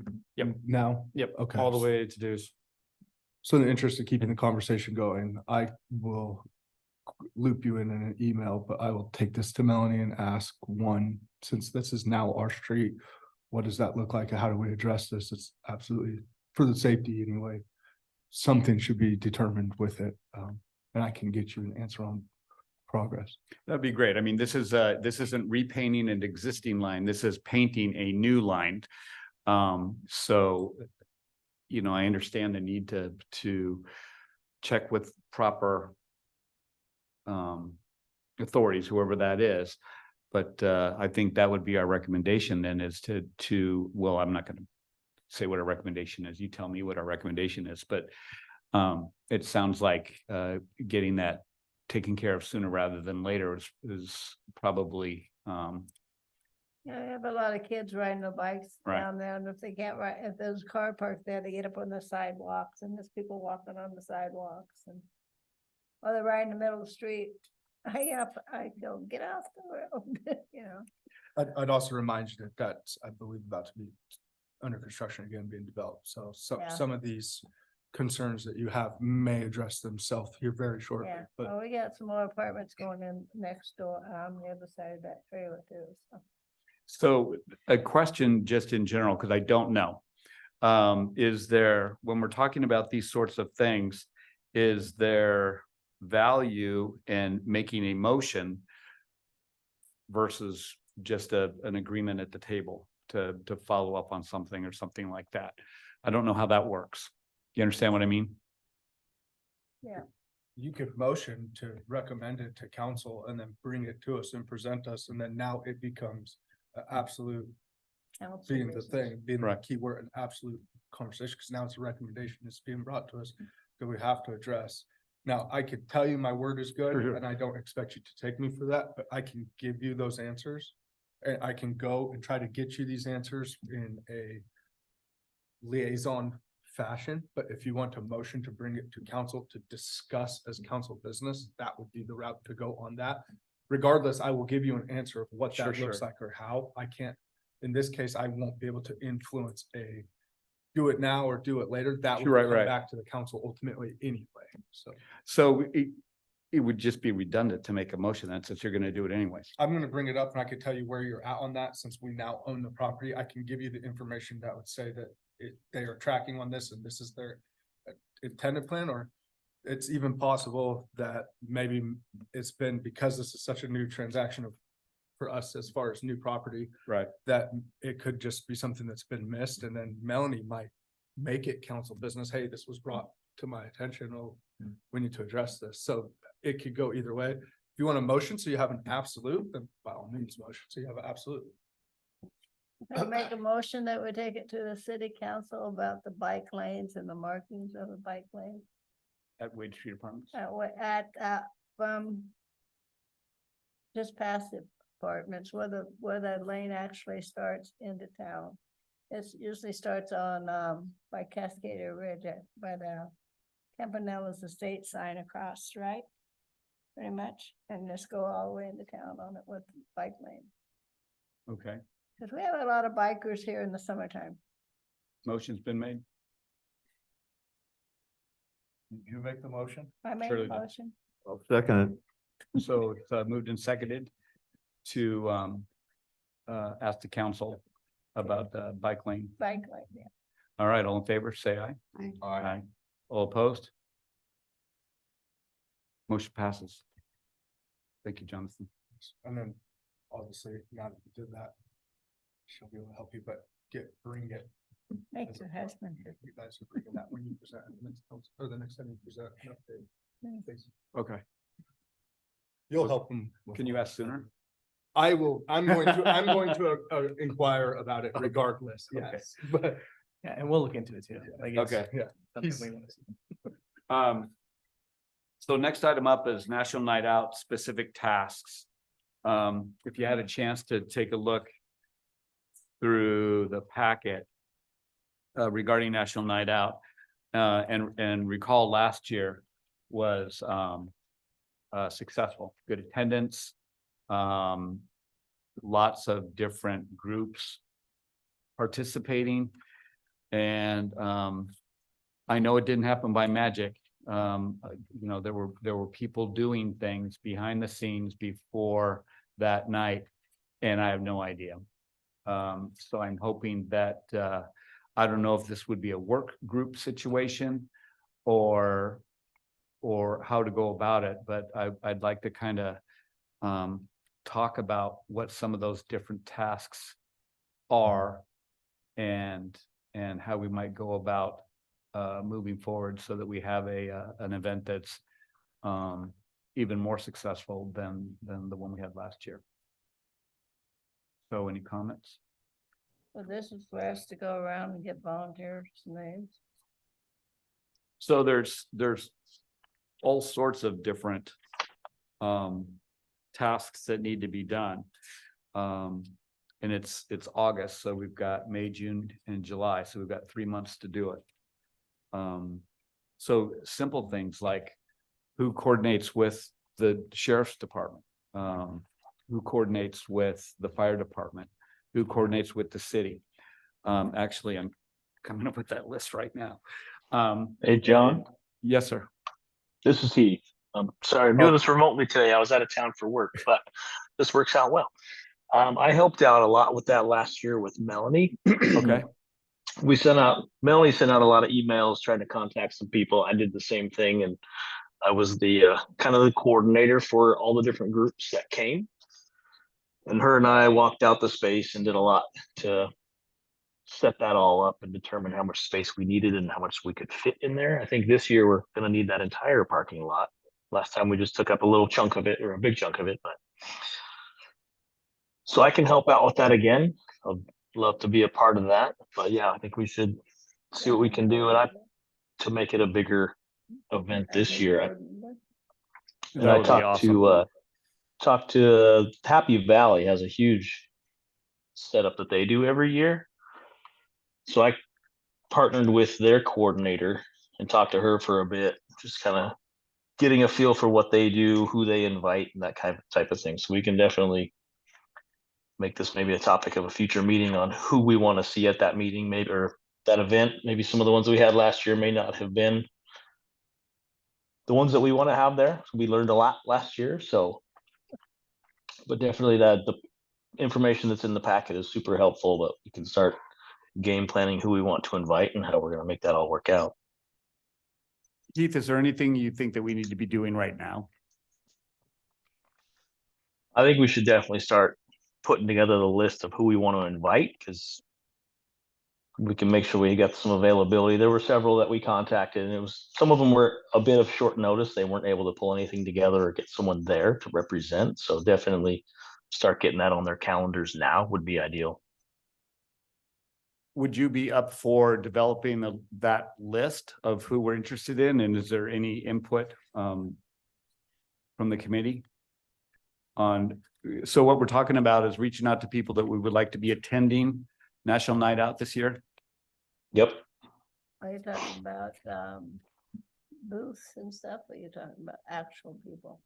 I think we're probably talking about booths right now, right, Heath? Correct. Get my daughter down. So maybe it would be helpful, because I don't remember the specific names. There's got to be a list of who attended last year. Yep. I've got a list. I've got the whole map that we used out last year. So I can get that out in an email to everybody so we can see build on what we did last year and see who we want to invite and go from there. So if you could get that list out and email it to the committee, review that, and then reply back. Pardon me. and then reply back, and reply all, of any suggestions for additions that you may have. And try to get that done by the end of the first week in May. Is that doable? That should be doable, yeah. Just in terms of getting the list together. And Yep. to avoid making a quorum within emails, Heath, I would suggest that you email that to me and I can email it out to everyone just to prevent, creating a public record email chain of decisions and stuff. That's a trained Got it. professional Okay. right Yeah. there. Thank you. Yep. Great idea. Okay, so that sounds like a plan. So Heath will get an email out to Evelyn.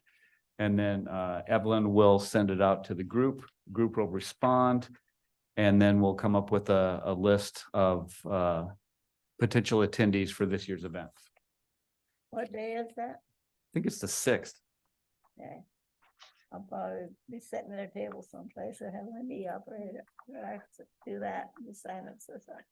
So Heath, anything else besides a list of attendees?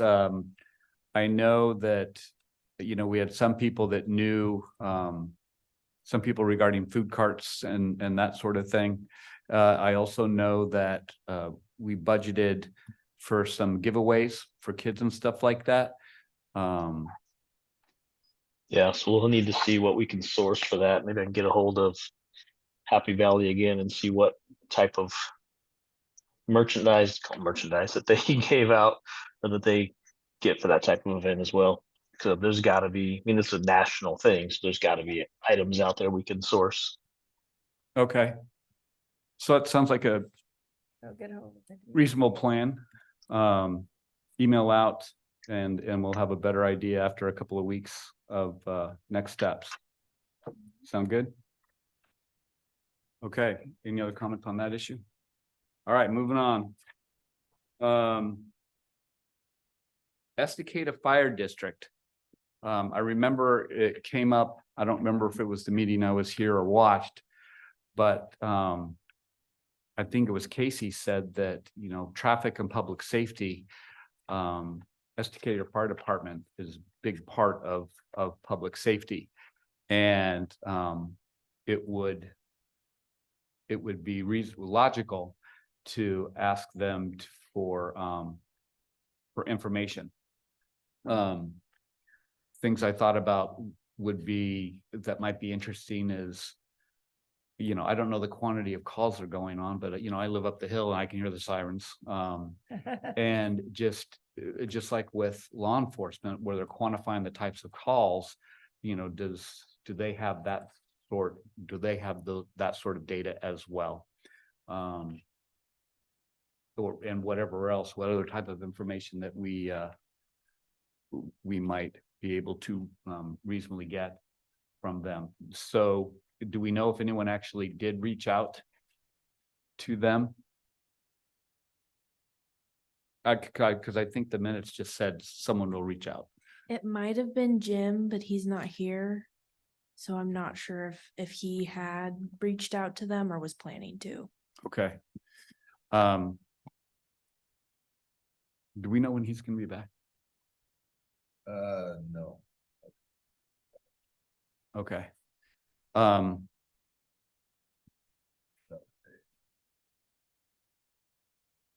So, well, we could I can go ahead then and just, what would be the best way to reach out? I'm not on social media of any sort, so a phone call, stop by, something like that. I could just stop by and introduce myself and let them know what we were thinking and then see what they say. And then I can report back to the group. Or I can write an email to Evelyn. Yep. Okay. So anything else, any other comments or questions on that topic, Estacada Fire District? All right. Next item is the Clackamas County Sheriff's Office offense incident report, and I think we did that. This is the item that you sent me. It's the police report, like it's an actual report that you sent. Right, I don't know who, I think we got copies and are they in the packet? Yes, they should be in the Okay, I knew I packet. saw them. In the packet, you'll see some police reports about a couple of incidents that, or maybe it was just the one, but Jonathan actually brought up earlier. And we have the actual police report. And so the reason for putting that down is, how do you do that? How do you actually request a report like that? What's the process? Is there a more correct pathway? Or is it just a phone call? How does that work? The process is fairly simple. It can be made in person, over the phone, or online with the sheriff's office. There may be a fee associated with obtaining a copy of the report, and the more information that you can provide them upfront, the easier and faster that process is. And so regarding the fee, if one's required, is that billed, or what do we do with something like that? Do we happen to know? Have you been paid yet?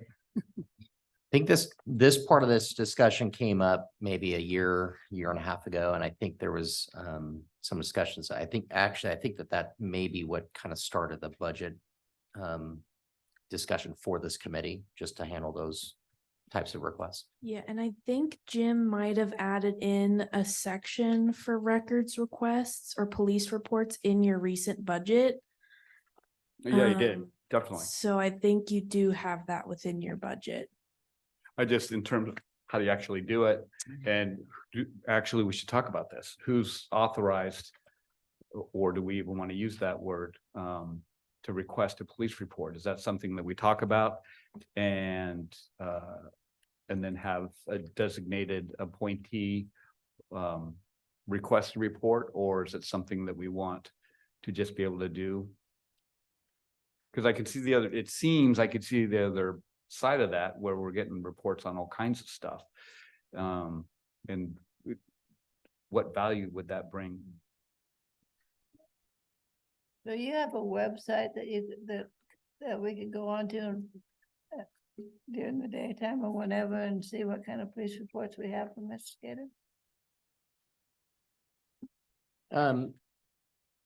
So if you go to the short answer, I think, would be no. Yeah. But we have the sheriff's office website that Yeah. you can go to, and I just pulled it up just now, so I'm going to show you. So here's the front of the website. If we scroll down just a little bit, we'll get to where it says the latest, and there's dashboards. If we go here, that'll show you that's the information that I printed off for you and provided today. Okay. So it'll show it would take some time, but you can get in there and actually see reports and whatnot, or just report numbers.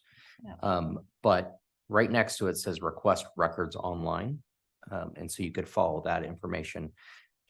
The difficult part would be where I said it makes it easier and faster, the more information that you know. So if you know a case number, so for requesting records, you wouldn't be going to the website and seeing like, okay, I want to see everything that the sheriff's office did and all the reports in Estacada. That would be a records request of its own. So if you knew of a specific case, having the case number is very helpful. Date and time, or the location, or a person's name would be the next best thing. And I think that if there was something specific you were looking for, I think that if you had some general information, for example, let's take this. There was the Facebook post that we dealt with today. Somebody was concerned. They thought somebody pulled a gun on someone. You could bring that concern to me. I could look into it and then get back to you with, okay, here is the case number. And then you can make the records request. That would probably be the easiest way of finding, let's say, a needle in a haystack. But if somebody came to you and said, hey, I did file a report, here's my case number, or it was at this business or at this time and this date, then they can find it that way as well.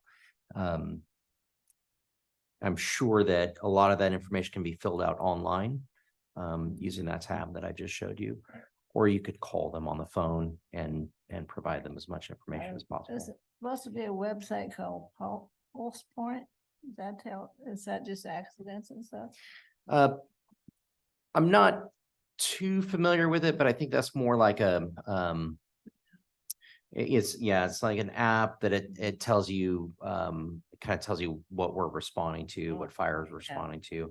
And so that would be helpful. If a report was generated from one of those calls, you would know the address, you would know the date, time. Any other comments on this topic? We're okay with moving on. Next item is field trips. And I wanted to bring that up because there's so much value in actually having pictures of the things that we're talking about. And some of the field trips are pretty involved. The construction tape and barrels and that kind of stuff. And I haven't been a part of those.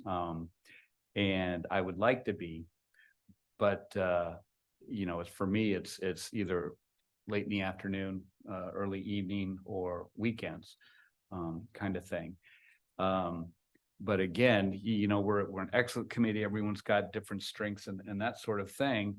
But if we had other people that might be interested in participating in that kind of thing, of which like I am, if you would be interested in participating in that kind of stuff, and then how would we go about, how do we identify potential field trips? Or is that something that I don't know that, in fact, I don't think that needs to be a formal thing at all. It's just, hey, I heard this. Can it be as informal as that? Hey, I heard this. Again, we need to be careful about getting too many committee members involved in the communication at any one time. But I guess at this point, and if I'm rambling a little bit, it's because go ahead.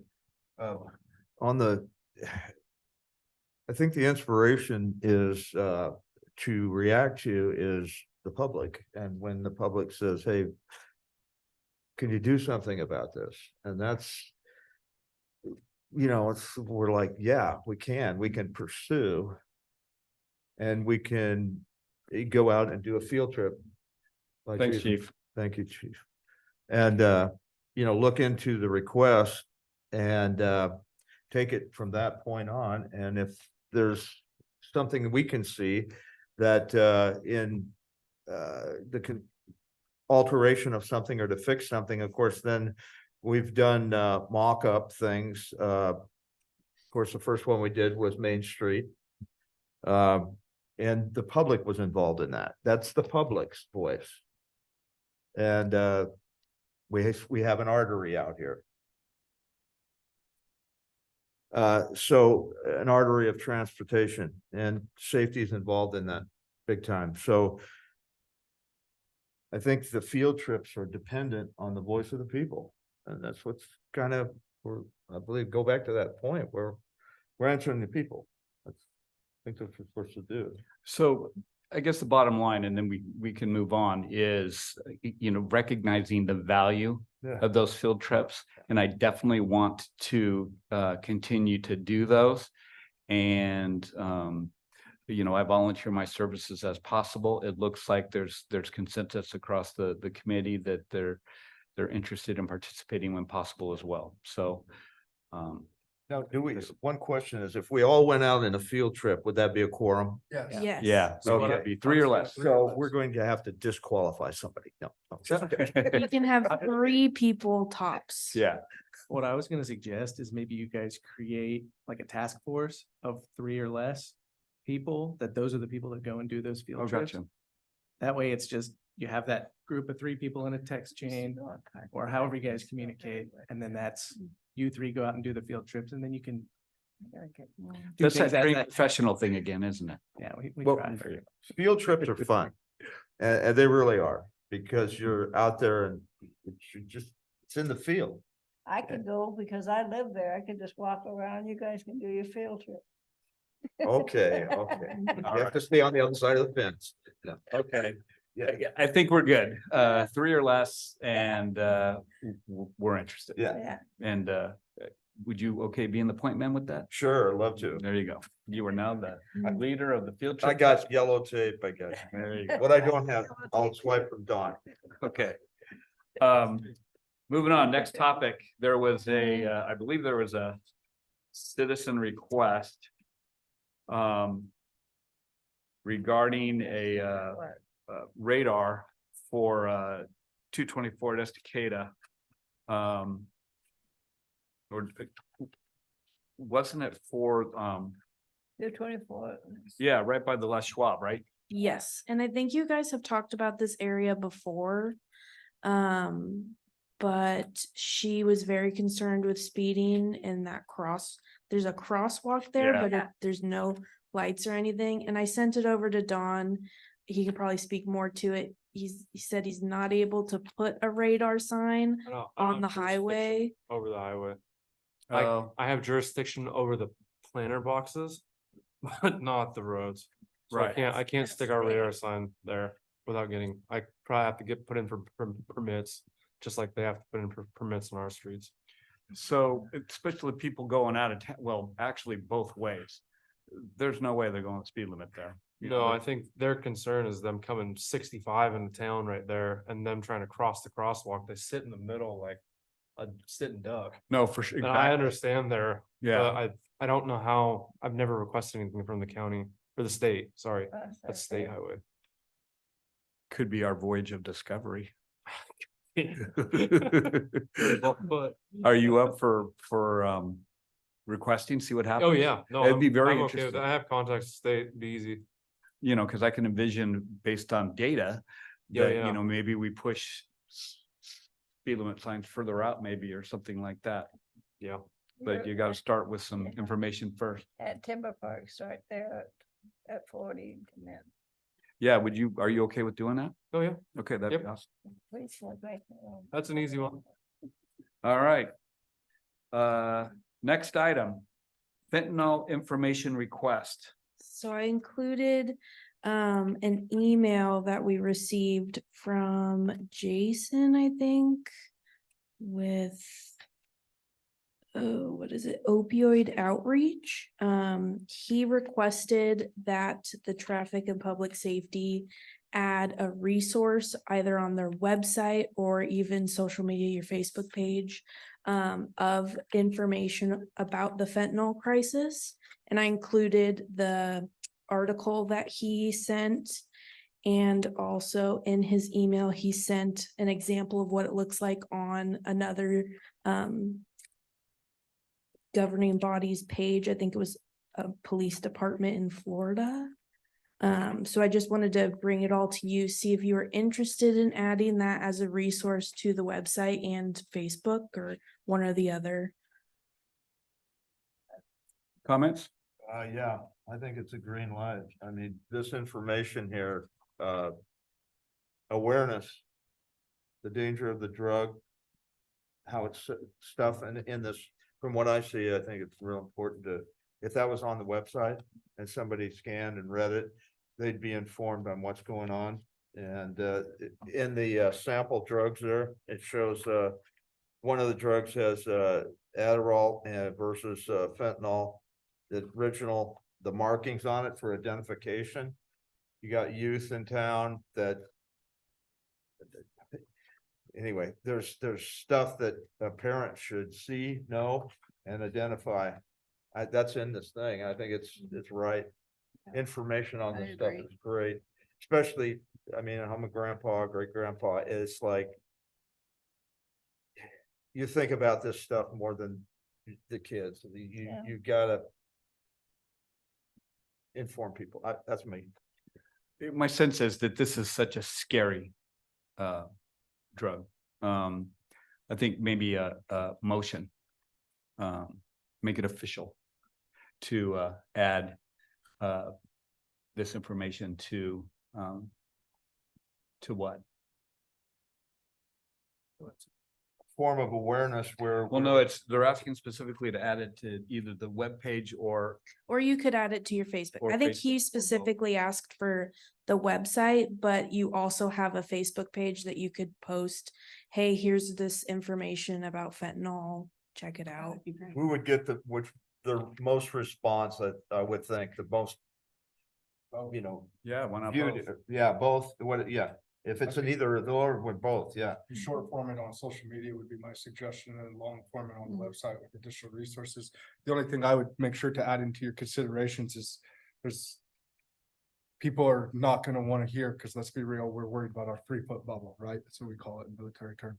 People are not gonna be interested in hearing about your information about what's going on in Texas on the border with Right. fentanyl, as Yeah. much as they're gonna care about recent things in Happy Valley, Malala, Oregon City. So if we could find a link to make like more relative to what's going on now. And then I think you guys should be I would agree that it's important to be on the forefront of, or the leading edge, if you will, of let the community know it's here. We're under this blind, we got our blinders on that we think we're untouchable because we're so tight knit, and I love that about this community, but it's here. It's here now, Yeah. and it's a real threat, and people just need to, I think, being made aware and letting people know that there's people in town that are available to talk and are available to teach. That's part of what I was asked Chief Mendoza about.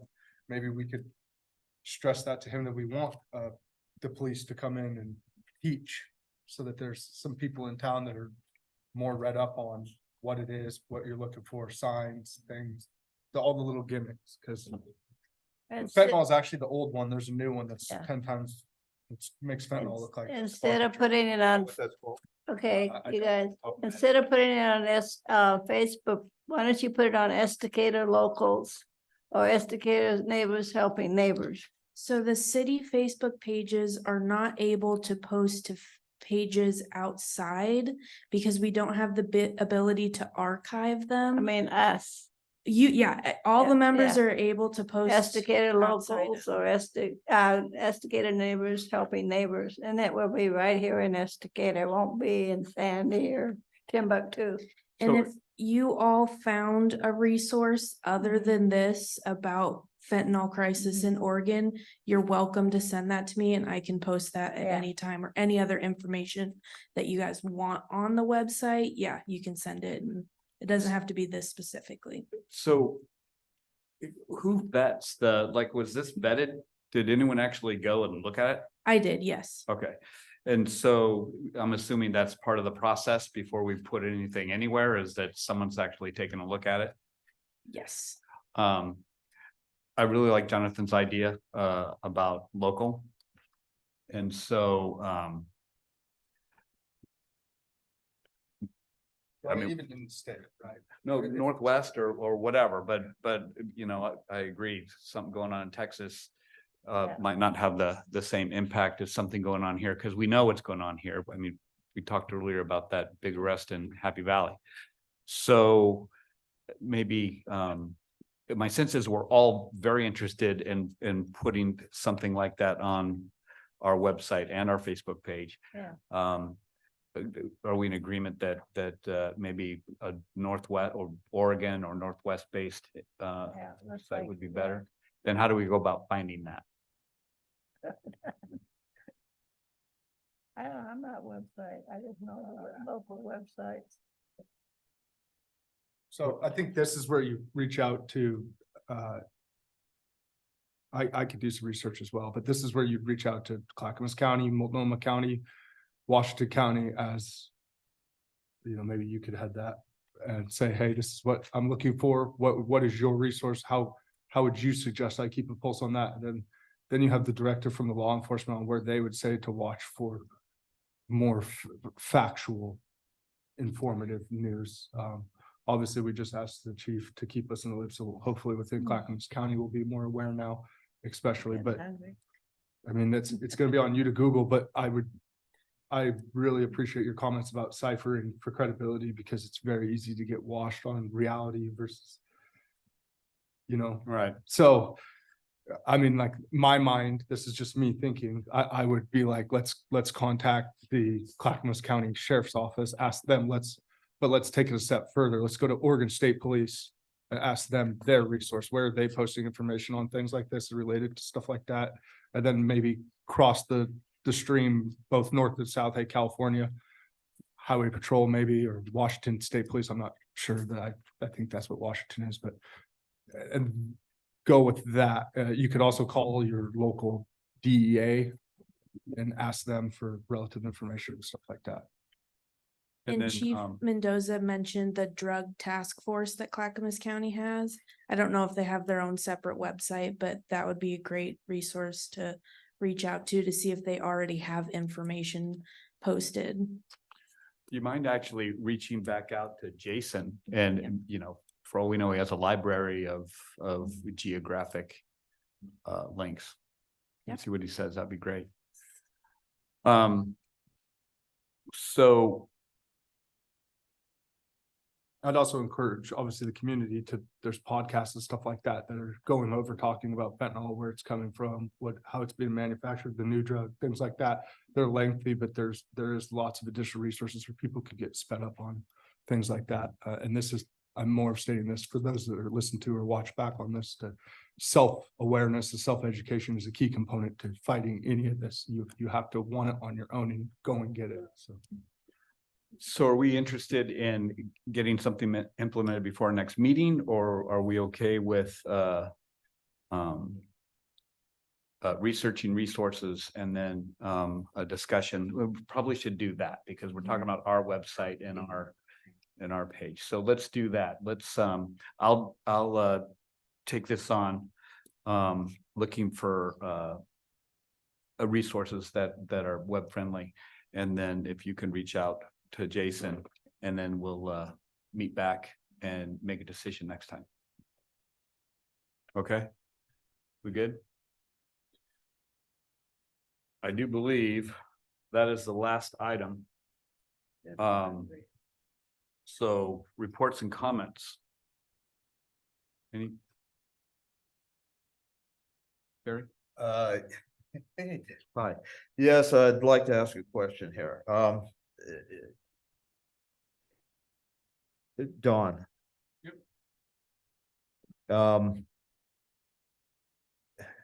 It's back to the speed bump question.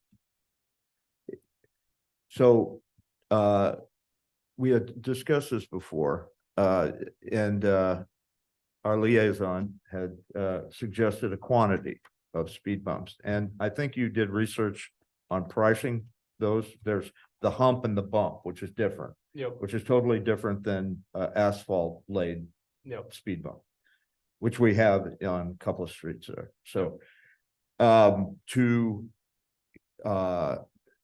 instead of waiting for something to happen, can we as a cost, you have a cost to budget, and it's over in Milwaukee where we purchase these things, right? Yep. Okay. And that cost, as you buy a quantity of them, reduces the individual cost, correct? Yep, they Okay. should. So did you happen to check on 20? No, I Okay. checked on one, What? one, Okay, which I think when they talk quantities, I think the quantity it's probably in the 50 range. I don't know that, but I imagine it's in the higher range. it's a Usually higher like- range quantity for a break. Pretty Yeah, much. pretty much, yeah. Okay, okay. So, if we were to make a motion from the liaison to the liaison to have a vote at the city council level on whether we want to purchase whatever the number is, but to enact it, and you would have that information already on cost. Yep. Okay, so you could actually make a call perhaps and say, is there a quantity break? Maybe it's 24. Well, we'll give you some kind of swinging deal. Yep. That's possible. Yep. Okay, so I would like to make a motion that we would vote here to recommend this to the city council, that we go ahead and purchase these things because they're, number one, there's a traffic study coming on them down the road, and we have access to them, and they're requested by the public. So if we could do that, that would kind of like push something forward for answering the voice of the public. So can I throw that out as a, I'm not sure of the structure. I don't either. In terms of like a Robert's Rule of Order type thing. I don't know. You know, we've gone through committee business and now we're on comments, and so I don't know if it's appropriate to make a motion in the comment section or. I don't know. And I don't know. Okay, so we have comment and reports. This is a comment. Can we say this is a comment? Can we come out of Or should of we a just do it? comment with agreement? Can people say, well, I agree with that, I agree with that comment. That's a great comment. Well, I would clarify your motion more though, to purchase speed bumps is one thing, but you said we have traffic studies coming, is for where they're talking about, is that one of the roads that's being studied, or we already Not did? that I know of. I So, don't know that for a fact. so the more actionable thing would be to present to council that for an immediate addressing of that situation, whether it be a traffic study and then leading to, rather than just purchasing, say, 25 speed bumps. Cause we could purchase them, but then still not have Dawn install them and them sit in his shop until he knows the traffic. The 25 is gonna go pretty quick now. Yeah, but that's what he's saying. He can't just lay them out until. Yeah. Going back to what he was saying about having a guideline. I and need ask- I need a standard. Yeah. I can't just, Budget. Let's talk about real fact here, this budget. yeah, And we have to be real careful to make promises. Unless we have the budget and money to do so, we can't lock it down and say, okay, we're gonna put those speed bumps in. Okay, You don't have the budget to do that. So that would have to come to play. I think bringing it to council for discussion is the main thing here. okay. Getting on the table, talking about it, getting the procedure started, getting Don in a direction he knows where he needs to go, and finding out if we can budget for that is the key here. Once we get to that point, the priority can be bumped up depending on what we have to do. I see. and I Very good. think the council can appoint like, we need a standard for the speed bump. And I think then it can, the motion will be, it'll be set in motion at that point. Okay, one other question, Don, on, it's kind of like for residential area, perhaps commercial, wherever they go and whatever category they fall under, we're not reinventing the wheel. We're finding out something that already is designated, it's already works. This is what it is for residential common, Yep. say Oregon City, and that, so we glean from that, Yep. right? Yep. So taking a tape measure and measuring something would give us the spacing in a residential area.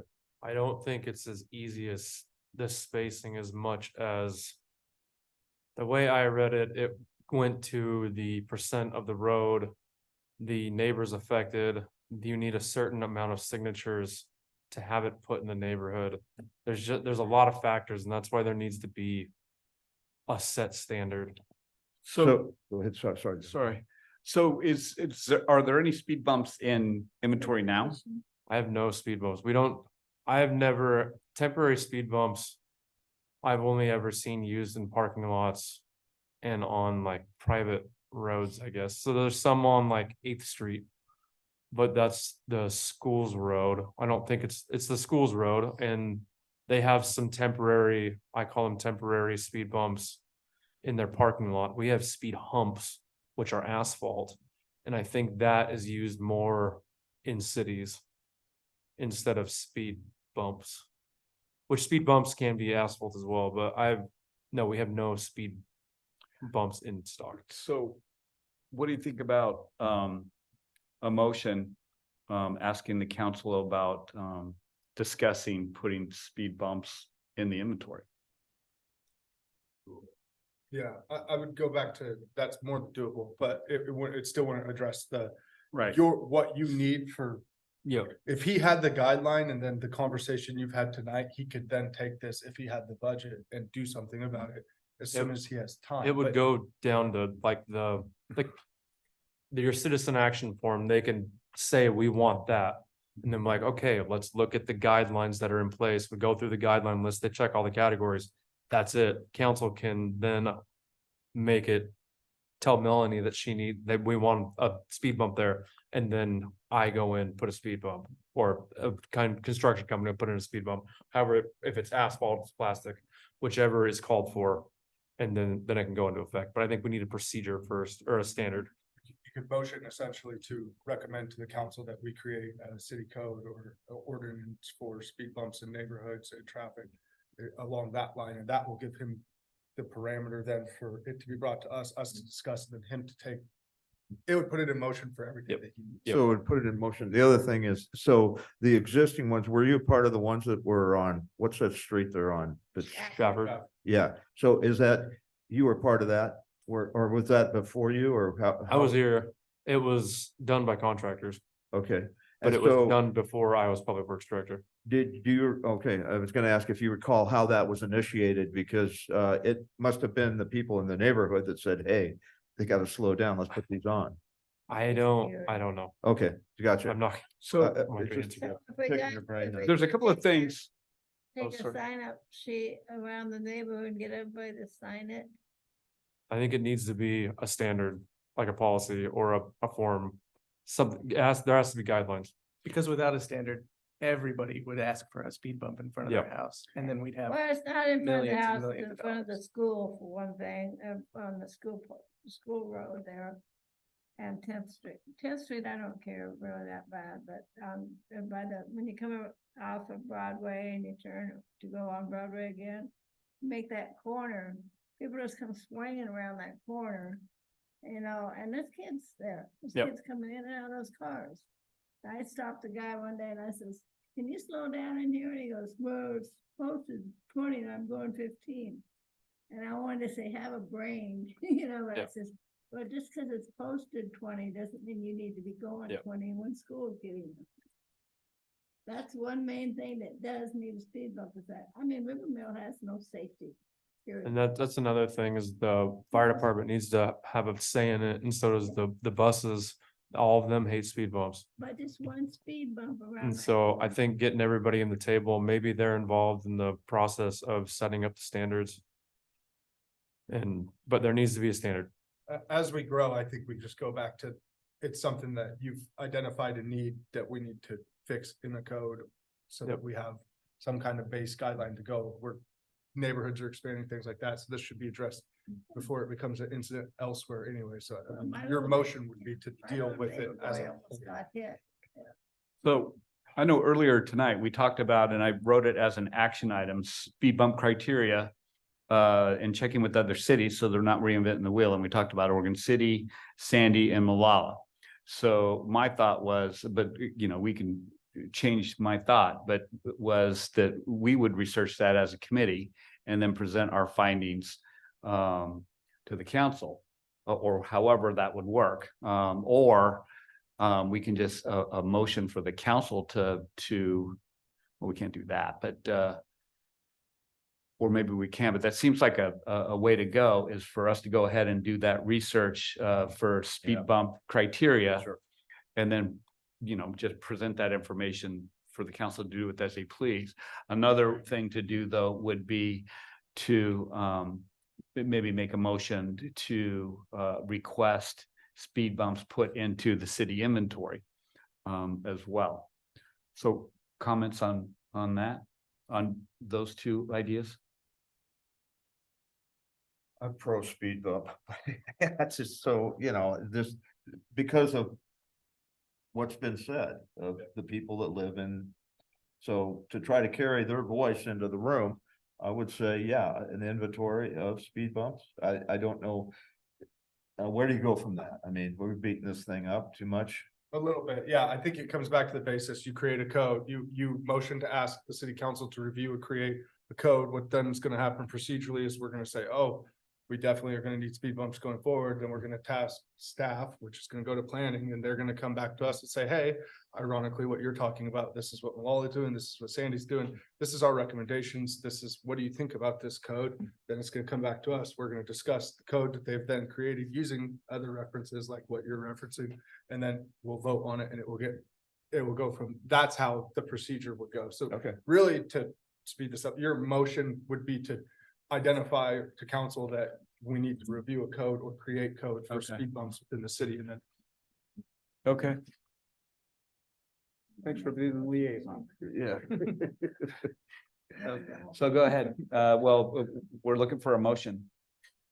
For investigating speed bump, that, how do we, what's the verbiage? I'd motion to look into and creating code for speed bumps and traffic mitigation. In the plans. city of Estacada? Yes. Okay, I make a motion that we look into creating a code and speed bumps in the city of Estacada so that we have guidelines and standards, and that's I'll second.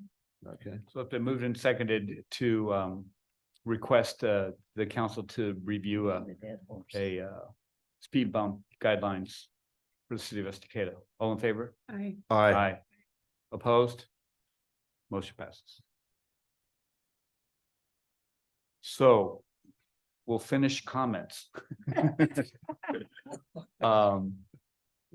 Jonathan? No, listen, I know I have a lot to say. I'm only here to help you guys. I think you guys are doing wonderfully. Please look at me more as a resource than anything. It's not my job to make any of these decisions, but where I see you getting off stray, I might help guide you so that the council, being I, can help you get your objectives done. And that's where some of my advice comes from. So I really appreciate your guys' willingness to hear me out and to listen to some of my suggestions. Your presentation was phenomenal to the council. I can tell you that afterwards, when the sitting meeting was adjourned, that was a very, very communicated thing amongst people. Wow, that was the most professionally presented. We've heard that. So very good on you guys. I would like to say as liaison, I'm proud of the work that you're doing. You guys sat there for 10 minutes talking about actionable, measurable goals and things that you've done for this community, and you should be proud of that. You should be very proud of that. And I personally, I want to thank you. Your work doesn't go unnoticed. I'm available to help where I can. And I'm excited for the future. I think you guys are doing great, great things, and it's very important. Just continue to do what you see is right. And if you ever get astray, I would just urge you to please, like you just did, bring it to council, but bring it in a format that we can discuss, because I can liaison and I can ask questions and answer questions, and that's what I'm gonna do. I'll die on that sword for you every time. That being said, when you bring it in the format like you just did in the motion, now you've made it an actionable item where it can be brought and tabled for discussion, not just I can ask a question here or there and can be discussed. So you guys are doing good work. And also I'd like to thank Dawn and the rest of the city staff. You guys are always on top of these meetings. Thank you so much for being ready. Dawn, you're, like I said, dude, your team and your service has been incredible lately. It does not go unnoticed. Thank you. All right, then. My comment would be, thank you, guys. You know, I know I was joking about trained professionals, but you truly are. You're the expertise. You know, we're the ones that are, we've got the ideas, but we don't know how to necessarily implement them in this environment, and very much appreciate your expertise. Also, there is no need to reinvent the wheel. And so deferring to those with experience just makes us more productive. And then to the committee itself, you know, I was up there reading everything that we did. You know, we can't all sit up there and talk at the same time. It'd be a mess. But it's definitely a team effort. Yeah. Everyone brings a different strength to this group. And it makes us stronger. And so with the help of the liaison and the city staff, it makes us more efficient too, so that we can achieve as much as possible, all in the interest of traffic and public safety in Estacada. So thank you very much. And with that, I would like to meeting adjourned. Don't forget to sign your conduct. Oh, yeah.